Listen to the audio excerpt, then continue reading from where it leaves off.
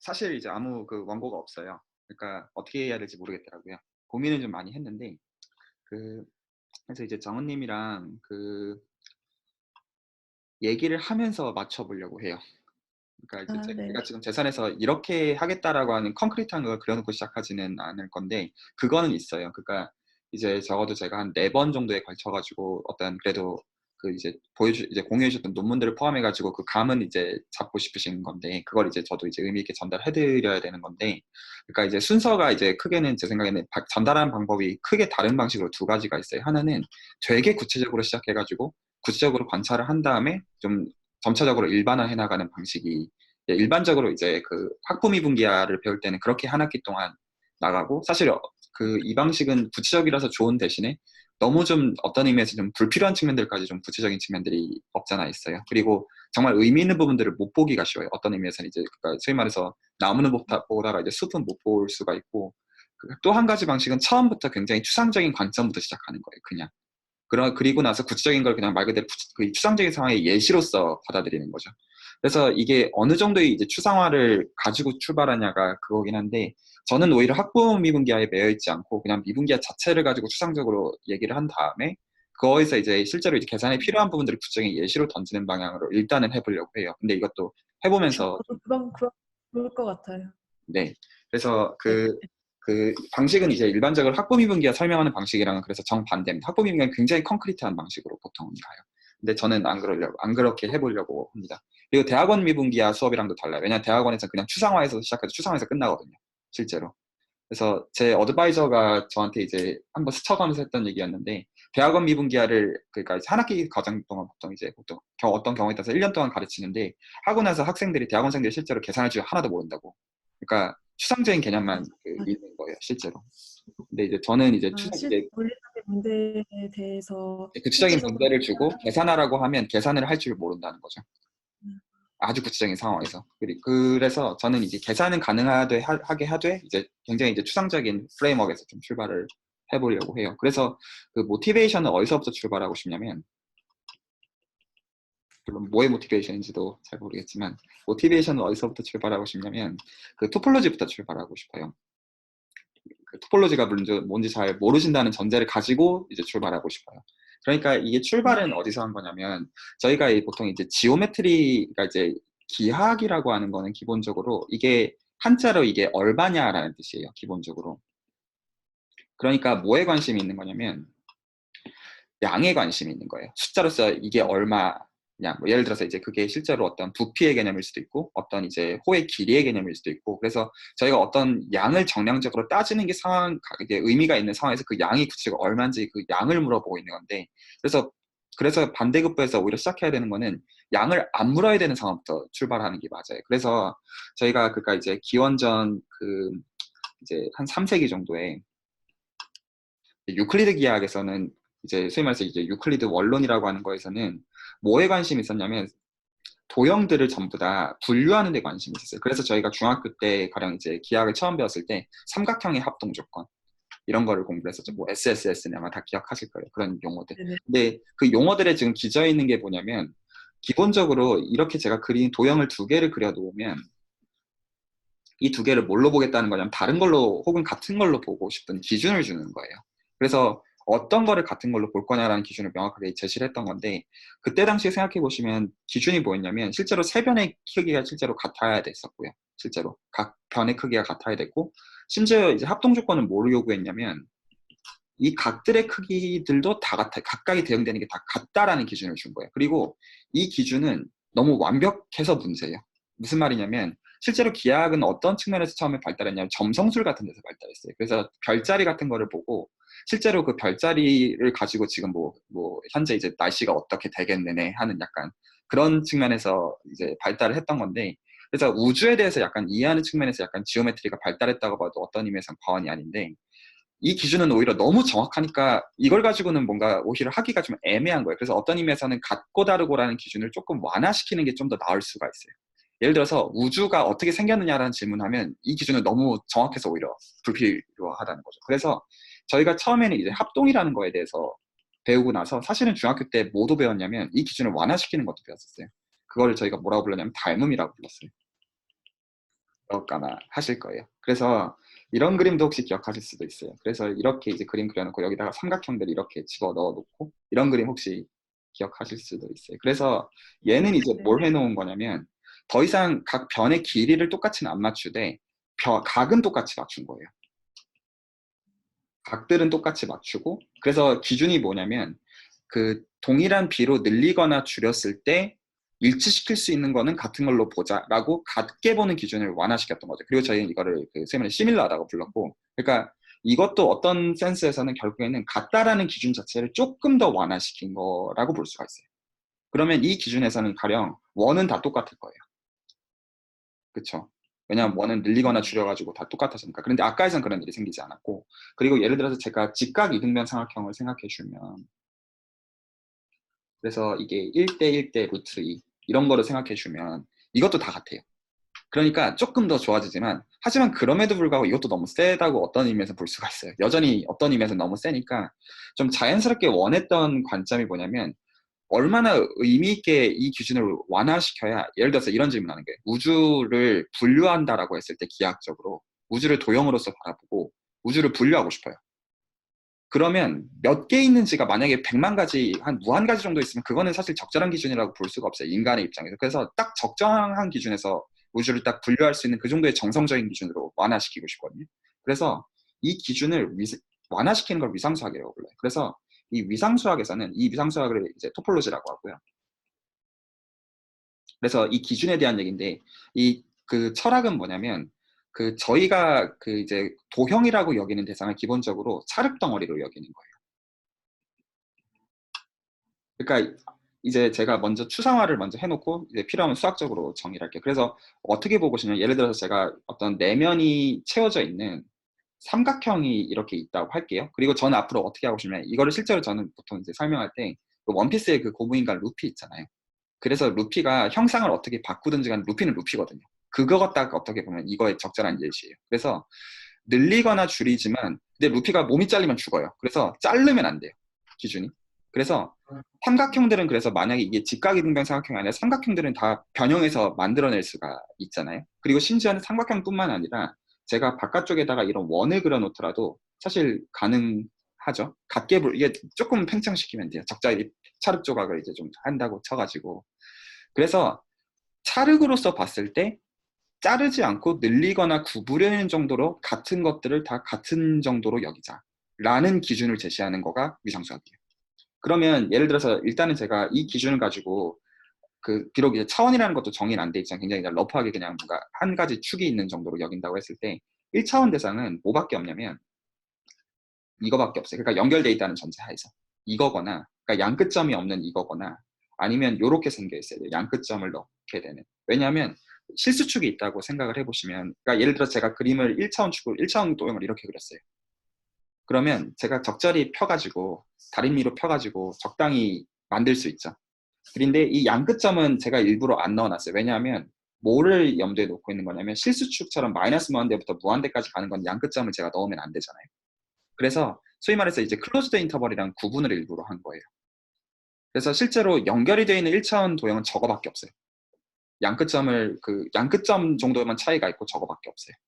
그래서 이 정도 기준으로서 보고 싶은 거예요. 그래서 이 기준을 이제 그러니까 세 가지 사실은 기준인데 그거는 이제 수학적으로 얘기를 안 하겠고 그래서 세 가지 기준을 수학적으로 세우면 이게 찰흙을 시사하는 거라고 사람들이 이제 정의를 했고 이 정의는 잘 동작해요. 왜냐하면 물리학에서도 이 토폴로지라는 개념은 굉장히 이미 잘 동작하는 개념으로 이미 한 100년 정도가 됐기 때문에 그래서 이 기준하에서 저희가 3차원 도형 그러니까 저희가 살고 있는 우주를 시간을 배제하고 3차원 도형이라고 친다면 얘는 몇 가지밖에 없냐면 이건 1950년도에 증명이 됐어요. 오직 8가지밖에 없어요. 그래서 그 기준을 완화시킨다라는 게 충분히 어떤 리즈너블하다라고 이제 인정을 받은 거예요. 그리고 이게 물리 쪽에서도 예를 들어서 저희가 이제 어떤 소위 말해서 세상이 시작했을 때 뭐 빅뱅 이론 이런 것들 얘기하잖아요. 그러니까 빅뱅 이론 같은 게 가능하도록 하는 공간인지 아닌지 이런 것들도 수학적으로 얘기할 수가 있게 되는 거예요. 그래서 만약에 이런 위상의 약한 기준에서 예를 들어서 빅뱅 이론 같은 게 가능하려면 한 점에서 우주가 실제로 출발해서 팽창을 해야 돼요. 반대로 말하면 시간을 역순으로 되돌리면 이게 한 점으로 돌아가는 공간이어야 돼요. 그런데 예컨대 제가 2차원 그림을 하나 그려놓을게요. 그래서 제가 예를 들어서 원을 그리고 내부를 채웠다고 할게요. 그래서 이게 2차원 어떤 디스크가 있습니다. 그래서 실제로 만약에 얘가 이 점에서 출발했으면 얘가 연속적으로 여기까지 줄어들 수 있는 구조라는 걸 알 수가 있어요. 이런 식으로. 그러니까 그냥 이런 계속 줄여나가면 한 점으로 줄어든다고 볼 수도 있을 거예요. 그런데 이게 아닌 경우가 어떤 경우냐면, 그러니까 물론 지금 다 어떤 러프한 이제 직관들에 대한 겁니다. 제가 이번에는 원판을 그리되 내부를 비워버릴게요. 내부를 비우고 실제로 여기로 가고 싶으면 갈 방법이 없어요. 왜냐하면 계속 돌 수밖에 없거든요. 제가 지금 공간을 규정해 놓은 건 이 경계면만 규정을 해 놓은 거다 보니까 아까의 경우는 안쪽이 채워져 있으니까 안쪽으로 계속 들어갈 수가 있는 반면에 얘는 안쪽으로 들어갈 수가 없는 거예요. 그래서 이런 식으로 3차원 공간 자체도 만약에 이렇게 내부가 쭉 채워져 있는 이건 물론 사실 다 구조적으로 보면 2차원이긴 한데 내부가 이렇게 쭉 들어갈 수 있는 경우면 사실 빅뱅 이론이 가능한 거예요. 우주 형상을 따졌을 때. 근데 안 그렇게 생길 수도 있다는 뜻이에요. 그래서 오히려 물리 쪽에서도 실제로 의미가 있을 뿐만 아니라 오히려 수학적으로 의미가 있죠. 뭐에 의미가 있냐면 공간을 분류한다는 말이 정말로 리즈너블해지는 거예요. 어떤 이제 소위 말해서 이제 분류를 하라라고 했을 때 그 기준 자체를 굉장히 일단은 정성적인 측면에서 일단은 정성적으로 우리는 이 정도가 전부다라고 얘기할 수 있는데 그럼 거기서 그 다음부터는 비로소 어떤 양들을 주고 싶은 거겠죠. 어떤 공간의 어떤 부피가 되었든 어떤 이제 정량적인 걸 주고 좀 더 세부적인 거를 보려고 하는 시도는 할 수가 있겠죠. 그래서 위상수학이랑 기하학은 그 센스에서 좀 차이가 나요. 그러니까 위상수학 자체는 정량적인 것에는 관심이 없어요. 찰흙으로서 모든 대상들을 보는 거예요. 관점 자체가 처음부터. 그래서 지금 제가 그려놓은 이 그림 있잖아요. 그러니까 삼각형이랑 이 원판을 그렸을 때 이 원판을 같게 보는 게 위상수학의 관점이에요. 그래서 지금 뭐를 다 배제하고 보고 있는 거냐면 예를 들어 삼각형의 넓이와 원의 넓이는 당연히 달라요. 그러니까 기하학적으로 저 두 대상은 다른 대상이에요. 그래서 기하학적이라고 말하는 시점에서 뭐가 개입하는 거냐면 넓이나 부피나 어떤 변의 길이나 양에다가 의미를 주고 예를 들어 각도 양에다가 의미를 주고 그 양을 가지고 뭔가를 어떤 분기하려고 하는 거죠. 이건 위상수학과 다른 관점이에요. 그래서 위상수학이랑 기하학은 그런 의미에서 사실은 차이가 있어요. 그래서 넓은 의미에서 위상수학도 기하학이라고 불러서 위상기하학이라고 부르기도 해요, 수학자들이. 하지만 이 두 가지 측면이 차이가 있고 일단은 출발은 이제 정성적으로 출발하는 건데 여기까지 지금 이해 가셨나요? 네. 일단 그래서 출발 자체는 저기서 출발해요. 그래서 일단 공간 자체를 어떤 정성적으로 일단은 보겠다. 그러면 이제 여기서 이제 어떤 얘기가 필요하냐면 그럼 여기서 굉장히 자연스러운 질문이 생겨요. 그러면 저희가 굉장히 정성적으로 공간을 찰흙덩어리로 봐서 잘 반죽을 해가지고 굉장히 그냥 찰흙 반죽으로서 뭐 이런 거밖에 없다 정도를 안다고 칠게요. 예컨대. 그러면 그래서 저는 이미 뭘 해놓은 거냐면 제 머릿속에서는 삼각형이랑 이 원을 같은 걸로 이미 본 거예요. 이미. 근데 실제로는 달라요. 그랬을 때 그럼 오히려 이제 질문을 그렇게 하는 거예요. 그러면 이걸 어떻게 해야 다른 걸로 볼 수 있겠느냐? 라는 질문을 하는 거예요. 그래서 그러니까 위상적인 관점에서는 같은 두 공간이 있어요. 그래서 지금 삼각형과 원은 같아요. 그랬을 때 이제 자연스러운 수학적인 질문, 그러면 이걸 어떻게 보아야지만 정말로 다른 걸로 의미 있게 볼 수 있겠냐는 거죠. 물론 저희는 지금 어떻게 지금 저희의 관점을 가지고 얘를 이미 어떤 면에서는 다르다고 보고 있잖아요. 그랬을 때 그 다르다라는 거가 뭐냐라는 거예요. 그 양을 저희가 뭘 보고 있냐는 거죠. 실제로는. 그래서 질문이 그 기준이에요.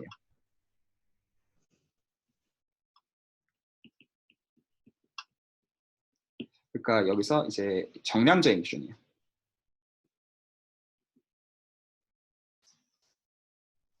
어떻게 정의할 거냐가 이제 문제가 되는 거예요. 그러니까 양으로서 뭔가를 같다 다르다라고 하는 얘기를 이제 비로소 하고자 할 때, 그리고 여기서부터 이제 지오메트리의 시작이에요. 그러면 그러니까 이제 여기서부터 이제 실제로 숫자가 개입해요. 그러니까 실제로 뭔가를 산수를 하고 싶고 그 산수를 가지고 어떤 양을 도출을 하였을 때 그 양에서부터 뭔가 의미를 주고 싶어요. 그래서 제가 세 가지 대상을 일단 그림을 선입견으로서 그려놓고 싶어요. 첫 번째로는 제가 이렇게 그림으로 2차원 평면을 그려놓을게요. 이것도 공간이에요, 분명히. R2라고 이제 써놓을게요. 그래서 이런 평면이 그냥 있는 겁니다, 일단은. 그리고 이거랑 제가 대비하는 의미에서 제가 2차원 구를 그려놓을게요. 그래서 실제로는 이 껍데기만 채워져 있는 상태입니다, 얘는. 그래서 이거를 스피어, 2차원 스피어라는 의미에서 이제 S2라고 적어놓겠고요. 그리고 제가 하나는 R2의 सब셋인데 어디를 고를 거냐면 이쪽 X축 위쪽만 골라낼게요. 이거를 보통 하이퍼볼릭 스페이스라고 불러요. 그리고 이제 진짜로 이것들을 고른 진짜 이유는 R2는 사실은 이제 소위 말해서 플랫한 모델이에요. 그러니까 평평한 녀석이고요. S2는 뭔가 구부러져 있고요. 뭔가 구부러져 있고 그리고 근데 R2라고 써놓으면 이게 대비가 안 되니까 제가 이걸 하이퍼볼릭이라는 의미에서 H2라고 적어놓을게요. 그래서 얘는 구부러져 있는데 반대로 구부러져 있는 상황이에요, 사실은. S2랑 정확하게 반대로 구부러져 있고, 굳이 이제 용어를 쓰면, 그 S2는 이제 양의 공유를 갖는, 이제 파지티브 커베이처를 갖는 모델이고, 그 H2는 네거티브 커베이처를 갖는 사실은 모델이에요. 그 중에서 이제 토폴로지컬하게 제일 쉬운 상황들이에요. 그러니까 이제 가장 정상적으로는 가장 단순한 상황에서 저 세 가지 경우를, 결국에는 이것들을 이해하고 싶어요. 이게 어떻게 같고 다르고로 볼 것이냐. 그러면 이제부터 질문은 사실 그러니까 물론 처음도 그랬지만 질문은 전부 다 수학적인 질문이에요. 그러니까 이제 단순히 이게 철학적인 어떤 교통 철학적인 얘기가 아닌 게 정말로 수학을 가지고 기다 안 기다라는 거가 너무나 명확한 가운데 어떤 얘기들을 하려고 하는 거예요. 그래서 인간이 아는 거에서부터 출발할 수밖에 없거든요. 어디까지나. 그래서 도구가 뭐냐면 인간이 아는 건 이거밖에 없어요. 인간이 아는 건 리니어 알제브라밖에 없어요. 이거를 제외하고는 사실은 계산을 하는 것 자체가 사실은 거의가 아니라 솔직히 말해 불가능하거든요. 그러니까 100% 계산은 전부 다 저희는 리니어 알제브라를 통해서 할 거예요. 그러면 이제 여기에 대해서 제가 조금 더 일단은 좀 살펴보도록 할게요. 그러니까 지금 질문을 그래서 두 가지를 지금 분기해 놓은 상태인데, 지금 제가 처음에 여쭤본 거는 그래서 어떤 미상적으로 어떤 정성적으로 차르그로서 본다고 했을 때 거기다가 어떤 정량적인 양을 주고자 할 때 제가 지금 일단 1차적으로 드린 답은 선형대수를 이용하고 싶다라는 건데, 그래서 선형대수를 어떻게 이용할지 이전에 그럼 선형대수에서 저희가 뭐를 기대할 수 있는지를 먼저 이해할 필요가 있어요. 그리고 선형대수에서 그 이해를 토대로 해가지고 그러면 어떻게 적용할 것이냐라는 걸 이제 볼 필요가 있는 거죠. 그래서 그 선형대수에서 저희가 배웠던 것들을 어떤 생각을 해보면, 저희가 선형대수를 생각한다는 것은 기본적으로 소위 말해서 벡터 공간에 대해서 생각을 하는 거였어요. 벡터 스페이스 이제 오버 R이라는 의미에서 이렇게 쓰고, 혹시 질문 있으시면 그냥 편하게 자르시고 질문하시면 됩니다. 그래서 제가 비록 그림은 이렇게 그려놨지만 예를 들어서 이렇게 두 벡터가 있었던 거란 말이죠. 그래서 벡터 V랑 벡터 예를 들어서 W 혹은 오메가 이런 게 있어서 저희가 그 두 벡터가 있었으면 여기서 이제 덧셈을 정의했었고요. 하나는. 그래서 이제 덧셈을 무슨 평행사변형 법칙으로 해서 정의한다 이런 말을 하나는 했었고, 그래서 여기에 해당하는 거가 V 더하기 W다. 이런 특징이 있었고, 또 하나는 잘 아마 아시다시피 스칼라벨을 활용했었어요. 그래서 어떤 컨스턴트 C를 곱해주면 그러면 이게 어떤 뻥튀기가 적정히 이 컨스턴트에 맞게 되는 거라고 저희는 생각을 이미 했었어요. 그림으로는. 그래서 이거를 이 두 가지 연산, 그러니까 그 벡터 간의 덧셈과 그리고 스칼라 곱을 허용해 놓은 뺄셈 같은 것도 당연히 잘 정의가 되니까 이제 마이너스를 곱하면 되는 거니까요. 그래서 이게 벡터 공간의 가장 큰 특징이었어요. 첫 번째로. 그리고 이게 됐을 때 실제로 저희는 머릿속으로는 정말로는 어떻게 생각을 하고 있냐면, 이미 제가 그림을 그려놓은 것 같이 전 이미 X축이랑 Y축을 그려놨어요. 이미 벡터 공간이라고 말하는 시점에서. 그러니까 이미 제가 X 액시스라고 하는 거는 이미 뭐랑 대응을 시켜놨냐면 소위 말해서 이제 1, 0 얘랑 대응을 시켜놨어요. 사실은. 그리고 Y축이라고 하는 것은 0,1과 대응을 시켜놨어요. 그래서 제가 만약에 벡터 V를 A, B라고 쓰는 이 시점에서 이미 저는 얘를 애시당초 어떻게 보고 있었던 거였냐면 이렇게 보고 있었던 거죠. 처음부터. 그래서 X축 방향으로 컴포넌트가 A만큼 있고 Y축 방향으로 컴포넌트가 B만큼 있는 걸 가지고 저렇게 그림이 그려진다라고 머릿속으로 생각을 하고 있었던 거예요. 이게 이제 벡터 공간에서 제가 그냥 꼬멀하게 하고 있던 생각이었는데, 요 생각을 좀 다시 그러니까 기저에 있는 생각대로 좀 뜯어보고 싶어요. 저희가 이렇게 생각하고 있는 게 무슨 뜻이었는지. 그러니까 제가 이제 예를 하나 들게요. 예를 들어서 제가 그림을 이렇게 두 개를 그렸어요. 둘 다 이제 예를 들어 2차원 벡터 공간이에요.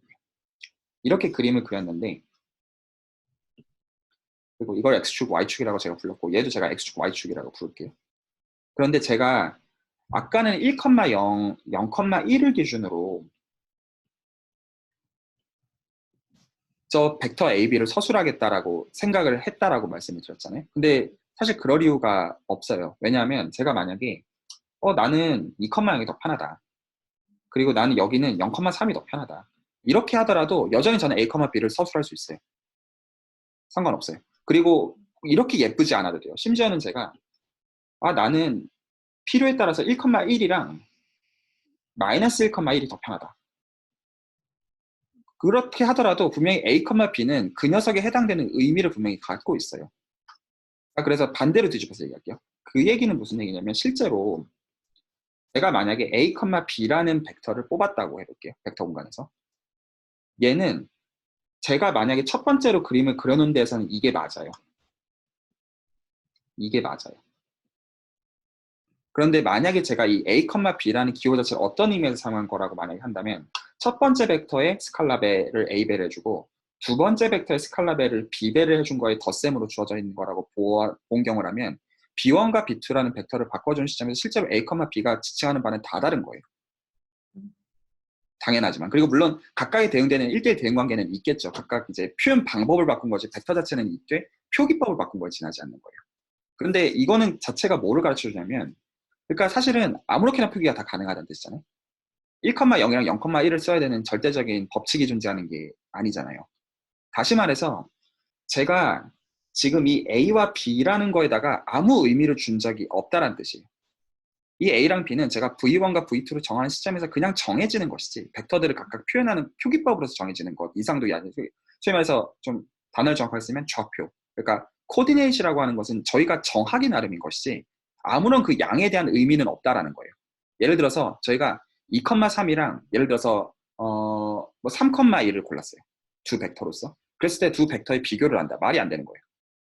그건 그냥 제가 어떤 특정 어떤 벡터들을 그렇게 표기하고 있는 거에 지나지 않으니까 다시 말해서 정량적으로 뭔가를 보고 있는 게 전혀 아니라는 거예요. 그래서 저희가 선형대 수학에서 처음에는 어떤 이 벡터 공간의 연산들, 벡터 합이랑 이제 그 스칼라 곱을 배운 다음에 좌표라는 거를 배우고 이 좌표를 가지고 뭐 행렬도 표현하고 여러 가지가 있는데 뭐를 필요로 하게 되냐면 벡터들의 크기와 기본적으로 그 벡터의 크기라는 개념과 벡터 간의 각도 좀 더 확장해가지고 이 개념들은 벡터 공간 고유의 개념이 아니라는 걸 알 수가 있어요. 제가 1,2라고 하면 1,2가 지칭하는 그 벡터의 크기가 그 루트 5라는 뜻이 아니라는 거죠. 그거는 제가 그렇게 정한 거예요. 다시 말해서 정할 필요가 있다는 거예요. 어떻게 우리는 양을 잴지에 대한 방식을 정할 필요가 있어요. 그래서 이 재는 도구를 저희가 뭐라고 불렀냐면 이 재는 도구는 내적이라고 불렀어요. 그 영어로 이걸 이너 프로덕트라고 부르죠. 그래서 제가 이거를 이제 이 시점에서는 그리고 사실은 제가 이제 드리려는 미분기의 핵심은 이 대상이세요. 이 내적이라는 도구가 전부예요, 사실은. 그래서 제가 이거는 오히려 포멀하게 정의라고 할게요. 그래서 이걸 정의를 어떻게 할 거냐면 저희가 그 벡터 공간이 주어져 있어요. 이제 벡터 공간이 주어져 있다라는 뜻은 덧셈이랑 그러니까 이제 벡터 덧셈이랑 벡터 이제 스칼라 곱이 주어져 있는 공간이라고 보시면 되고 여기서 스칼라는 이제 실수를 고른다는 의미에서 제가 R이라고 쓰겠습니다. 그래서 벡터 공간 V 그러니까 이제 대문자 V로 쓴 게 실제 벡터 공간이고 예를 들어 R2나 R1이나 R3나 아니면 사실 다른 거에도 상관없어요. 근데 이제 어떤 V라고 제가 추상해서 적어둘게요. 그래서 V가 주어져 있다고 했을 때 저희는 저는 이런 기호를 더 선호하는데 실제로 여기서 그래서 그 슬롯이 두 개가 있어요. 그래서 이 두 슬롯들이 이제 각각의 벡터들을 한 개씩 받아주는 거예요. 그래서 이거를 저희가 이너 프로덕트라고 불러요. 내적이라고 불러요. 그 언제 그렇게 부르냐면 그 여러 가지 조건들을 만족할 때인데 하나씩 살펴볼게요. 첫 번째로 제가 만약에 그 제가 일단은 이렇게 지금 쓴 시점에서는 이게 무슨 뜻이냐면 제가 for any w라고 지금 혹은 오메가라고 쓴 시점에서는 얘를 이제 임의지만 고정하겠다는 뜻입니다. 그래서 이 지금 이렇게 그 따옴표가 적힌 시점부터는 제가 지금 w가 임이지만 고정이 돼 있는 논리로 그 다음을 다 전개를 하겠다는 뜻이에요. 그래서 제가 여기서 두 번째 컴포넌트를 고정을 해놓고 이렇게 고정을 해놓고 그리고 첫 번째 컴포넌트에 제가 AV1 더하기 BV2를 넣을게요. 이렇게. 그래서 지금 얘는 각각의 슬롯들은 V의 원소들을 받습니다. 벡터들을 받는데 그 여기서 제가 지금 선택한 그 A, B는 실수고요. A, B는 실수고 V1과 V2는 벡터들이에요. 그러면 얘는 어떻게 계산이 되냐면 이걸 선형성이라고 하죠. 선형적으로 계산이 됩니다.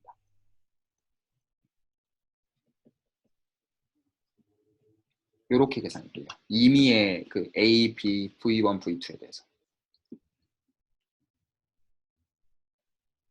그래서 소위 말해서 첫 번째 컴포넌트 기준으로 하는 선형성을 일단 이렇게 수학적으로 지칭하는 거예요. 그리고 두 번째로 세컨드 컴포넌트에 대해서 똑같아요. 그래서 역시 제가 for any, 그러니까 이제 그 일부러 좀 구분하는 의미에서 이번에는 v를 먼저 픽스를 해놓고 제가 이번에 얘를 먼저 고정을 해놓고 첫 번째 슬롯을, 그리고 두 번째 거에다 같은 짓을 할게요. 그래서 aw1 더하기 bw2 이렇게 넣을게요. 그랬을 때 얘도 같은 일이 생깁니다. 그래서 a vw1 더하기 b vw2 역시 임의의 a, b, w1, w2에 대해서.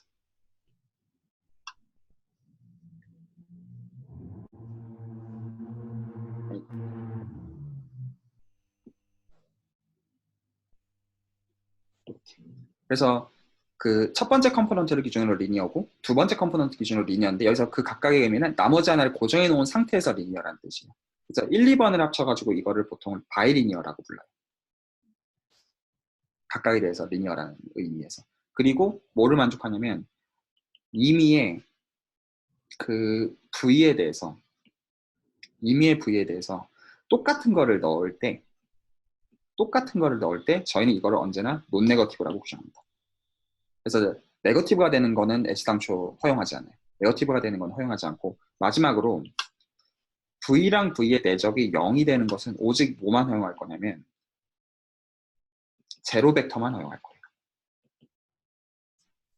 이걸 이제 좀 유식한 말로 뭐 포지티브 데피니션이 뭐 이런 식으로 부르는데 그 용어는 아무래도 상관없어요. 그래서 이 1, 2, 3, 4번을 만족하는 것을 저희가 내적이라고 불러요. 자, 예시는 예를 하나 들고 넘어갈게요. 거듭 말씀드리지만 저희가 하려는 모든 얘기의 핵심은 이 이너 프로덕트에 있어요. 이게 전부예요. 이거 이해가 결국에는 전부예요. 그래서 제가 V 자체를 예를 들어서 R2로 그냥 고를게요. 그러니까 2차원 그냥 벡터 공간이 있고, 여기서 제가 이너 프로덕트를 어떻게 정의할 거냐면 A를 제가 만약에 A라고 쓰면 아까랑 약간 스칼라로 썼으니까 제가 V를 어떤 V1, V2라고 적을게요. 노테이션이 위에 거랑 비교하면 그렇게 좋은지는 모르겠는데, 그리고 W를 제가 W1, W2라고 적을게요. 이렇게 벡터로서. 그랬을 때 제가 V1 내적 V2를 어떻게 정의할까요? 제가 이렇게 땡땡 이제 콜론 해가지고 쓰는 거는 보통 수학에서 쓰는 정의한다는 기호예요. 이 기호 자체가 보통 이런 식으로 많이 컨벤션을 써요. 그래서 얘를 제가 첫 번째 컴포넌트끼리 곱하고 두 번째 컴포넌트끼리 곱해가지고 더하는 걸로 정의를 할게요. 이게 저희가 고등학교에서 봤던 소위 말해서 이제 다 프로덕트라고 부르는 녀석이었어요. 그래서 그때는 저희가 이런 기호를 더 선호했었어요. 이렇게 진짜 닷을 써놨었죠. 아마 많이 보셨을 거예요.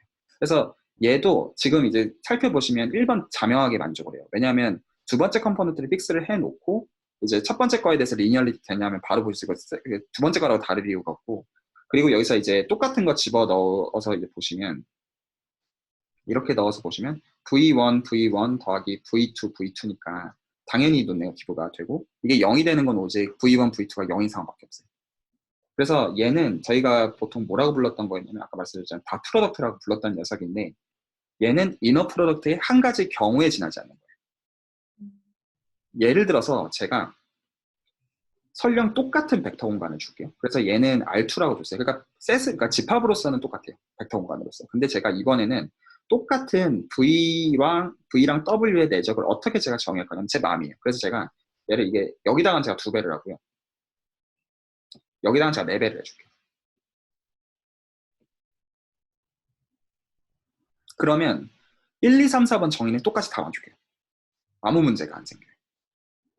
다시 말해서 내적을 주는 방법은 이거 지금 제가 2랑 4는 아무렇게나 준 거잖아요. 양수가 되는 전제하에서. 그러니까 무한가지 방법이 좀 있어요. 그래서 지금 제가 여기서 지금 말씀드리고 싶은 제일 중요한 포인트는 뭐냐면 벡터 공간이라는 걸 정의만 가지고 저희가 벡터를 A, B라고 썼을 때 그 A랑 B에는 아무 의미가 없어요. 그냥 그거는 표현하는 표기법에 지나지 않아요. 그러니까 거기에서 어떤 이 A랑 B라는 숫자가 의미하는 거는 아무 의미가 없다는 뜻이에요. 그래서 저희는 그 의미를 부여하기 위해서 어떤 소위 말해서 벡터의 크기와 두 벡터 간의 각도라는 거를 이제 정의하기 위한 추가적인 도구로 내적이라는 도구를 쓰고 싶어서 도입을 했는데 그 내적이라는 도구는 무한가지가 있다는 거예요. 그래서 여기까지 상황 이해하셨나요? 그래서 저희가 지금 어떤 벡터들의 크기 및 벡터 두 개 간의 각도라는 양을 얘기하려면 지금 그러면 당신이 얘기하고 있는 내적은 어떤 내적을 쓰고 있는 것인데? 라는 얘기를 해줘야 돼요. 왜냐하면 이거를 바꿔주는 것마다 실제로 각자가 얘기한 A, B라는 건 전혀 다른 의미이기 때문에. 그래서 지금 이제 이렇게 해놓은 상태에서 이제 비로소 이제 벡터들의 크기랑 각도라는 개념을 제가 정의를 하겠습니다. 그래서 역시 벡터 공간이 있다라고 하고요. 벡터 공간 V가 있다고 하고, 역시 이제 스칼라, 그러니까 이제 상수 곱을 정해줘야 되니까 그 상수 곱을 제가 실수해서 고르겠다는 의미에서 그 오버 R이라는 의미에서 제가 저렇게 R을 써놓은 거고요. 그 스칼라 곱하는 위치를 골라줘야 되니까. 그리고 역시 한 가지가 더 정해지는 거예요. 이너 프로덕트가 주어졌다고 가정했을 때. 그래서 얘를 제가 주고 시작하는 거예요. 정의 자체를. 다시 말해서 이 정의는 이너 프로덕트를 바꿔주는 것마다 다 바뀝니다. 물론 벡터 스페이스 바꿔주는 건 다 바뀌겠지만 벡터 공간이 똑같더라도 다른 이너 프로덕트를 쓰게 되면 바뀌는 거예요. 이해 가시죠? 그래서 여기서 제가 벡터의 크기, 소위 말해서 놈이라고 하는 걸 어떻게 정의할 거냐면, 아마 용어는 아마 수백 번 들어보셨을 거예요. 그 놈 오브 V. 얘를 어떻게 정의할 거냐면 잘 아시다시피 똑같은 거를 두 개를 집어넣고 여기다가 스퀘어 루트를 붙여요. 이게 정의예요. 그리고 저희가 다 프로덕트로부터의 관찰로부터 그 다 프로덕트였을 때는 이렇게, 그러니까 이게 V.W일 때 저희가 이미 놈은 정의해놨으니까 이 녀석 곱하기 이 녀석 그리고 곱하기 코사인 세타 이런 식으로 불렀던 거 아실 거예요. 근데 이게 다 프로덕트에만 국한한 이유가 없기 때문에 이게 뭐도 가르쳐주냐면 저희가 그 벡터 V랑 W 사이의 각도를 어떻게 정의하면 된다는 거냐면 이렇게 정의하면 된다는 뜻도 알려줘요. 그리고 제가 만약에 저 논 노테이션을 안 쓴다면 이건 무슨 뜻이랑 같냐면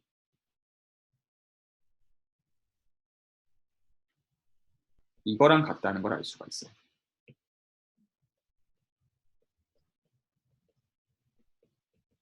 그러니까 제가 그렇게 정의하겠다라고 하는 거예요. 그리고 지금 지금 그 각도의 정의는 저희가 원래 어떻게 했었던 거냐면 V 방향이 있었고 벡터로서, 그리고 여기를 원점이라고 보고요. 그 W가 있었을 때 저희가 지금 요 각도를 규정하고 싶은 것인데 어떻게 생각했었냐면 그때 그 다프로덕트 저희가 공부했었을 때 이 크기를 생각하고요. 그리고 요 크기를 생각한 다음에 얘를 이제 프로젝션을 시켜줬었죠. 이렇게 프로젝션을 시켜가지고 그럼 저희가 이게 그 지각 삼각형이니까 그 지금 여기의 크기가 얘라는 거를 아니까, 그래서 이제 밑변으로 내린 게 이제 저거라는 걸 아니까, 그래서 그거를 그렇게 결국에는 이 내적이라는 거의 각도를 정의하는 방식이 한 벡터를 나머지 벡터 축으로 내린 다음에 그 똑같은 축으로 맞춰져 있는 것들을 곱해서 그 센스에서 저희가 사실 이걸 이너 프로덕트라고 부르기도 했던 거예요. 어떤 의미에서 자연스럽게. 그런데 지금 이너 프로덕트들이 사실 선택지가 다 프로덕트만 있는 게 아니라는 얘기를 이제 제가 한 것뿐이에요. 실제로. 그래서 지금까지 이제 얘기를 정리하면 그 벡터 공간이 주어져 있을 때 벡터 공간에 이너 프로덕트가 주어지면 그거를 기준으로 해서 벡터의 크기 및 그리고 그 벡터의 그 두 벡터 간의 각도 같은 개념들은 정해진다는 것이고, 만약에 내적을 전혀 다른 그러니까 실제로 내적을 다른 걸로 골라주기만 하면 실제로 전혀 이런 같은 거는 생기지 않을 거라는 거죠. 다시 말해서 어떻게 보면 저희가 이미 어떤 실제로 그러니까 생김새, 이제 쉐이프를 정했다라는 이야기 자체가 전제 자체가 내적을 이미 정한 거가 되는 거예요. 그러니까 이제 바꾸면 다 바꾼다는 뜻이 되는 거죠. 이게 가장 밑바닥에 있는 철학이에요. 그러면 여기까지 지금 다 수긍 가셨나요? 그래서 네. 지금 이제 정리하면 리니어 알제브라를 저희가 공부를 했을 때 뭐가 있었냐면 일단 벡터 공간이라는 어떤 오브젝트에 대해서 다루는데 그 벡터 공간의 벡터들의 어떤 쿼터티에 대해서 양을 주는 도구로서 내적을 도입했었다. 그래서 그 내적이 주어지는 것마다 벡터의 크기 및 어떤 두 벡터 간의 각도 이런 개념들을 정의하는 게 비로소 가능했었고, 그게 없이는 어떤 좌표들에다가 어떤 양에다가 의미를 주는 것 자체가 아무 의미가 없는 일이었었다라는 말씀을 드린 거예요. 자, 그러면 제가 아까 했던 이야기로 다시 돌아갈게요. 자, 그러니까 아까 제가 뭐라고 말씀을 드렸냐면 그러니까 여기까지 질문 없으신가요? 네, 괜찮습니다. 그러니까 지금 어디서 출발했냐면 이제 공간 자체를 아무런 정량적인 의미를 안 준 데에서 출발을 했어요. 그래서 그냥 공간을 일단 단순히 차륵으로 보자. 그래서 차륵 반죽을 조금 이제 주물럭거리는 정도로 바꿀 수 있는 것들은 전부 다 똑같은 셈 치자 라고 생각을 출발했었고, 자, 그랬을 때 지금 저희가 알고 있는 거는 근데 지금 두 가지는 전혀 달라요. 왜냐하면 저 공간은 벡터 공간이 아니에요. 애시당초. 아무 상관이 없어요. 아무 상관이 없고 단지 저희는 이제 벡터 공간이 주어져 있을 때 그 벡터 공간에다 어떤 양을 매기는 방법이 있다는 것 정도를 알고 있는 상태예요. 현재. 그러면 제가 이제 그림을 하나 그려놓을게요. 그러면 제가 되게 그냥 러프하게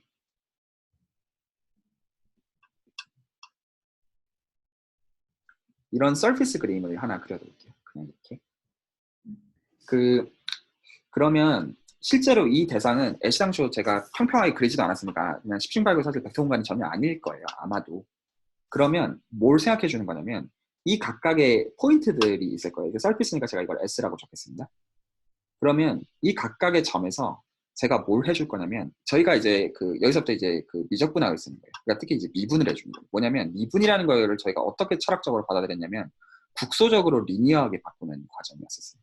그래서 저희가 고등학교 때 배웠던 이런 어떤 함수 y는 fx가 주어져 있었을 때 끊어진 거고요. 그래서 이 점에 저희가 미분계수를 구하는 행위를 생각했었어요. 그래서 이거를 미분계수를 포함해서 뭐 이런 식으로 썼었단 말이죠. 이렇게 기술을 했었어요. 이 소위 말해서 접선의 방정식이라는 개념을 공부했고, 그리고 이 접선을 만들었다고 하는 이 미분계수, 소위 데리버티브라는 거는 사실은 실제로는 이거 제가 지금 아이패드 제 의지대로 안 움직여요. 실제로는 뭘 생각하고 있는 거냐면 제가 진짜 이렇게 봤을 때 이 근처를 아주 국소적으로는 얘로 보고 있는 거예요. 물론 에러가 있지만 실제로 그래서 아주 국소적으로는 선형적으로 보자 라는 뜻을 담고 있었던 거예요. 그래서 이거를 소위 말해서 리니얼라이제이션이라고 볼 수가 있어요. 그래서 실제로 전체적으로 보면 얘는 전혀 이 y는 fx는 이 함수는 전혀 리니어가 아니에요. 근데 각각의 점에서 물론 미분 가능하다는 전제 하에서 이 지금 얘를 이걸로 바꾸는 과정, 이거를 저희가 소위 말해서 선형화한다고 볼 수가 있어요. 그리고 인간이 아닌 건 이게 전부예요. 그래서 미분에서부터 어떤 이제 이점들을 좀 취하고 싶은 거예요. 그러면 이 생각을 위로 확장하고 싶어요. 그리고 왜 선형화하는 게 도움이 되느냐? 선형화한 공간은 벡터 공간이거든요. 선형이기 때문에 분명히 벡터 간의 덧셈이랑 어떤 스칼라 곱 같은 개념들이 정의가 돼요. 그러니까 저희가 리니어 알제브라에서 했던 논지들을 가지고 오는 게 가능해요. 적어도 국소적으로. 그러면 제가 역시 이 공간을 너무 이제 국소적으로 본다고 해서 이 공간도 국소적으로 평평하다라고 가정할 수 있지 않을까요? 혹은 이게 가정이 되는 공간들을 생각합니다. 그래서 이 점을 제가 P라고 하면 이 점에 역시 리니얼라이제이션을 생각해주고 이 점을 Q라고 하면 역시 이 점의 리니얼라이제이션을 생각해주고 그래서 실제로는 그 데리버티브를 실제로 취하는 거예요. 그래서 만약에 제가 이 공간을 제가 만약에 X축, Y축이 있고 이 각각의 X, Y가 정해지는 것마다 지축을 그릴 생각으로 제가 0이라고 써놨습니다. 그래서 이 지축 위에서 이 각각의 높이들마다 실제로 이 서피스의 포인트를 정하는 거였다고 한다면요. 만약에 이렇게 공면이 정해지는 거라고 만약에 어떤 쉬운 상황 하나 간주해가지고 보는 거라고 한다면 실제로 쟤는 뭐일 거냐면 제가 그려놓은 이 녀석은 뭐일 거냐면 그 X 쪽으로 미분해 준 거와 이 포인트 P에서 Y 쪽으로 미분해 준 정보와 일단은 그냥 상관이 있다 정도로만 설명할게요. 얘랑 상관이 있을 거예요. 그래서 분명히 이제 소위 말해서 이 녀석의 그레디언트 아마 용어는 들어보셨을 거예요. 그래서 그레디언트 벡터랑 이 소위 말해서 이 저평면을 그러니까 이 저평면을 서술하는 방식으로 이 그레디언트 벡터를 이용해주고 싶은 거예요. 그래서 지금 이제 그걸 포멀하게 어떻게 정의하는지는 일단은 버리기로 하고 그건 이제 필요하면 그때그때 얘기하기로 하고 지금 단지 얘기하고 싶은 거는 미분을 이용해가지고 실제로 그러면 이 포인트 근처에서 리니얼라이제이션 해주는 것이 가능할 것이다. 그리고 저희는 어떻게 가능한 상황을 생각해요. 왜냐하면 그게 저희가 알고 있는 전부니까.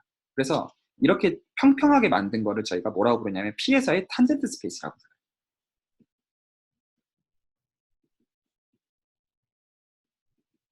이렇게 부르고 그 미분기하에서는 보통 이거를 탄젠트 스페이스에서 T라고 쓰고요. 포인트 P를 원점으로 본다면서 P를 보통 아래다가 적고 그리고 이 S를 기준으로 하면서 TPS 이런 식으로 많이 적어요. 그래서 포인트 P에서의 탄젠트 스페이스 이런 노테이션으로 많이 써요. 그래서 이 짓을 모든 점마다 다 할 수가 있어요. 그러면 얘는 이제 예를 들어 TQS가 됐을 것이고 만약 이 점이 R이었으면 이 탄젠트 스페이스는 TRS 뭐 이런 식으로 되어 있을 거란 뜻이에요.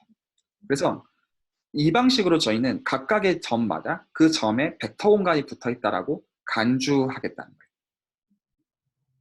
그리고 지금 이 시점에서 여전히 일단은 S는 그 미상 공간이에요. 그러니까 토폴로지가 그냥 토폴로지의 관점에서 지금 보고 있는 철학 덩어리 한마디로 말해서. 그래서 아무 지금 제가 지금 그림 그려놨지만 이거는 사실 이 시점에는 아무 의미가 없어요. 지금 제가 그림을 저렇게 그렸다. 그냥 찰흙으로서 그냥 그려놓은 거예요. 지나치게. 찰흙 반죽 바꾸면 그냥 똑같이 그냥 바뀌는 거고 그냥 다 같은 걸로 간주를 하고 있는 겁니다. 그러면 이제 여기서부터 조금 이제 정해놓고 가야 되는 게 있어요. 이제 좀 수학적으로 명확하게 얘기를 할 필요가 생기는데, 예를 들어서 그러면 제가 지금 이 1차원 방금 아래에다 그려놓은 그림의 어떤 비유로서 저 위에 그림을 그려놨는데, 그러면 제가 예를 들어서 이 점을 생각할게요. 이 점 제가 P라고 해가지고, 얘가 그럼 지금 TP, 이 경우는 커브니까 C라고 쓰고, 가령 커브니까 제가 C라고 나타낼게요. 그래서 TPC가 있을 거예요. 저렇게 생긴 게. 그리고 제가 다른 점 Q를 잡았어요.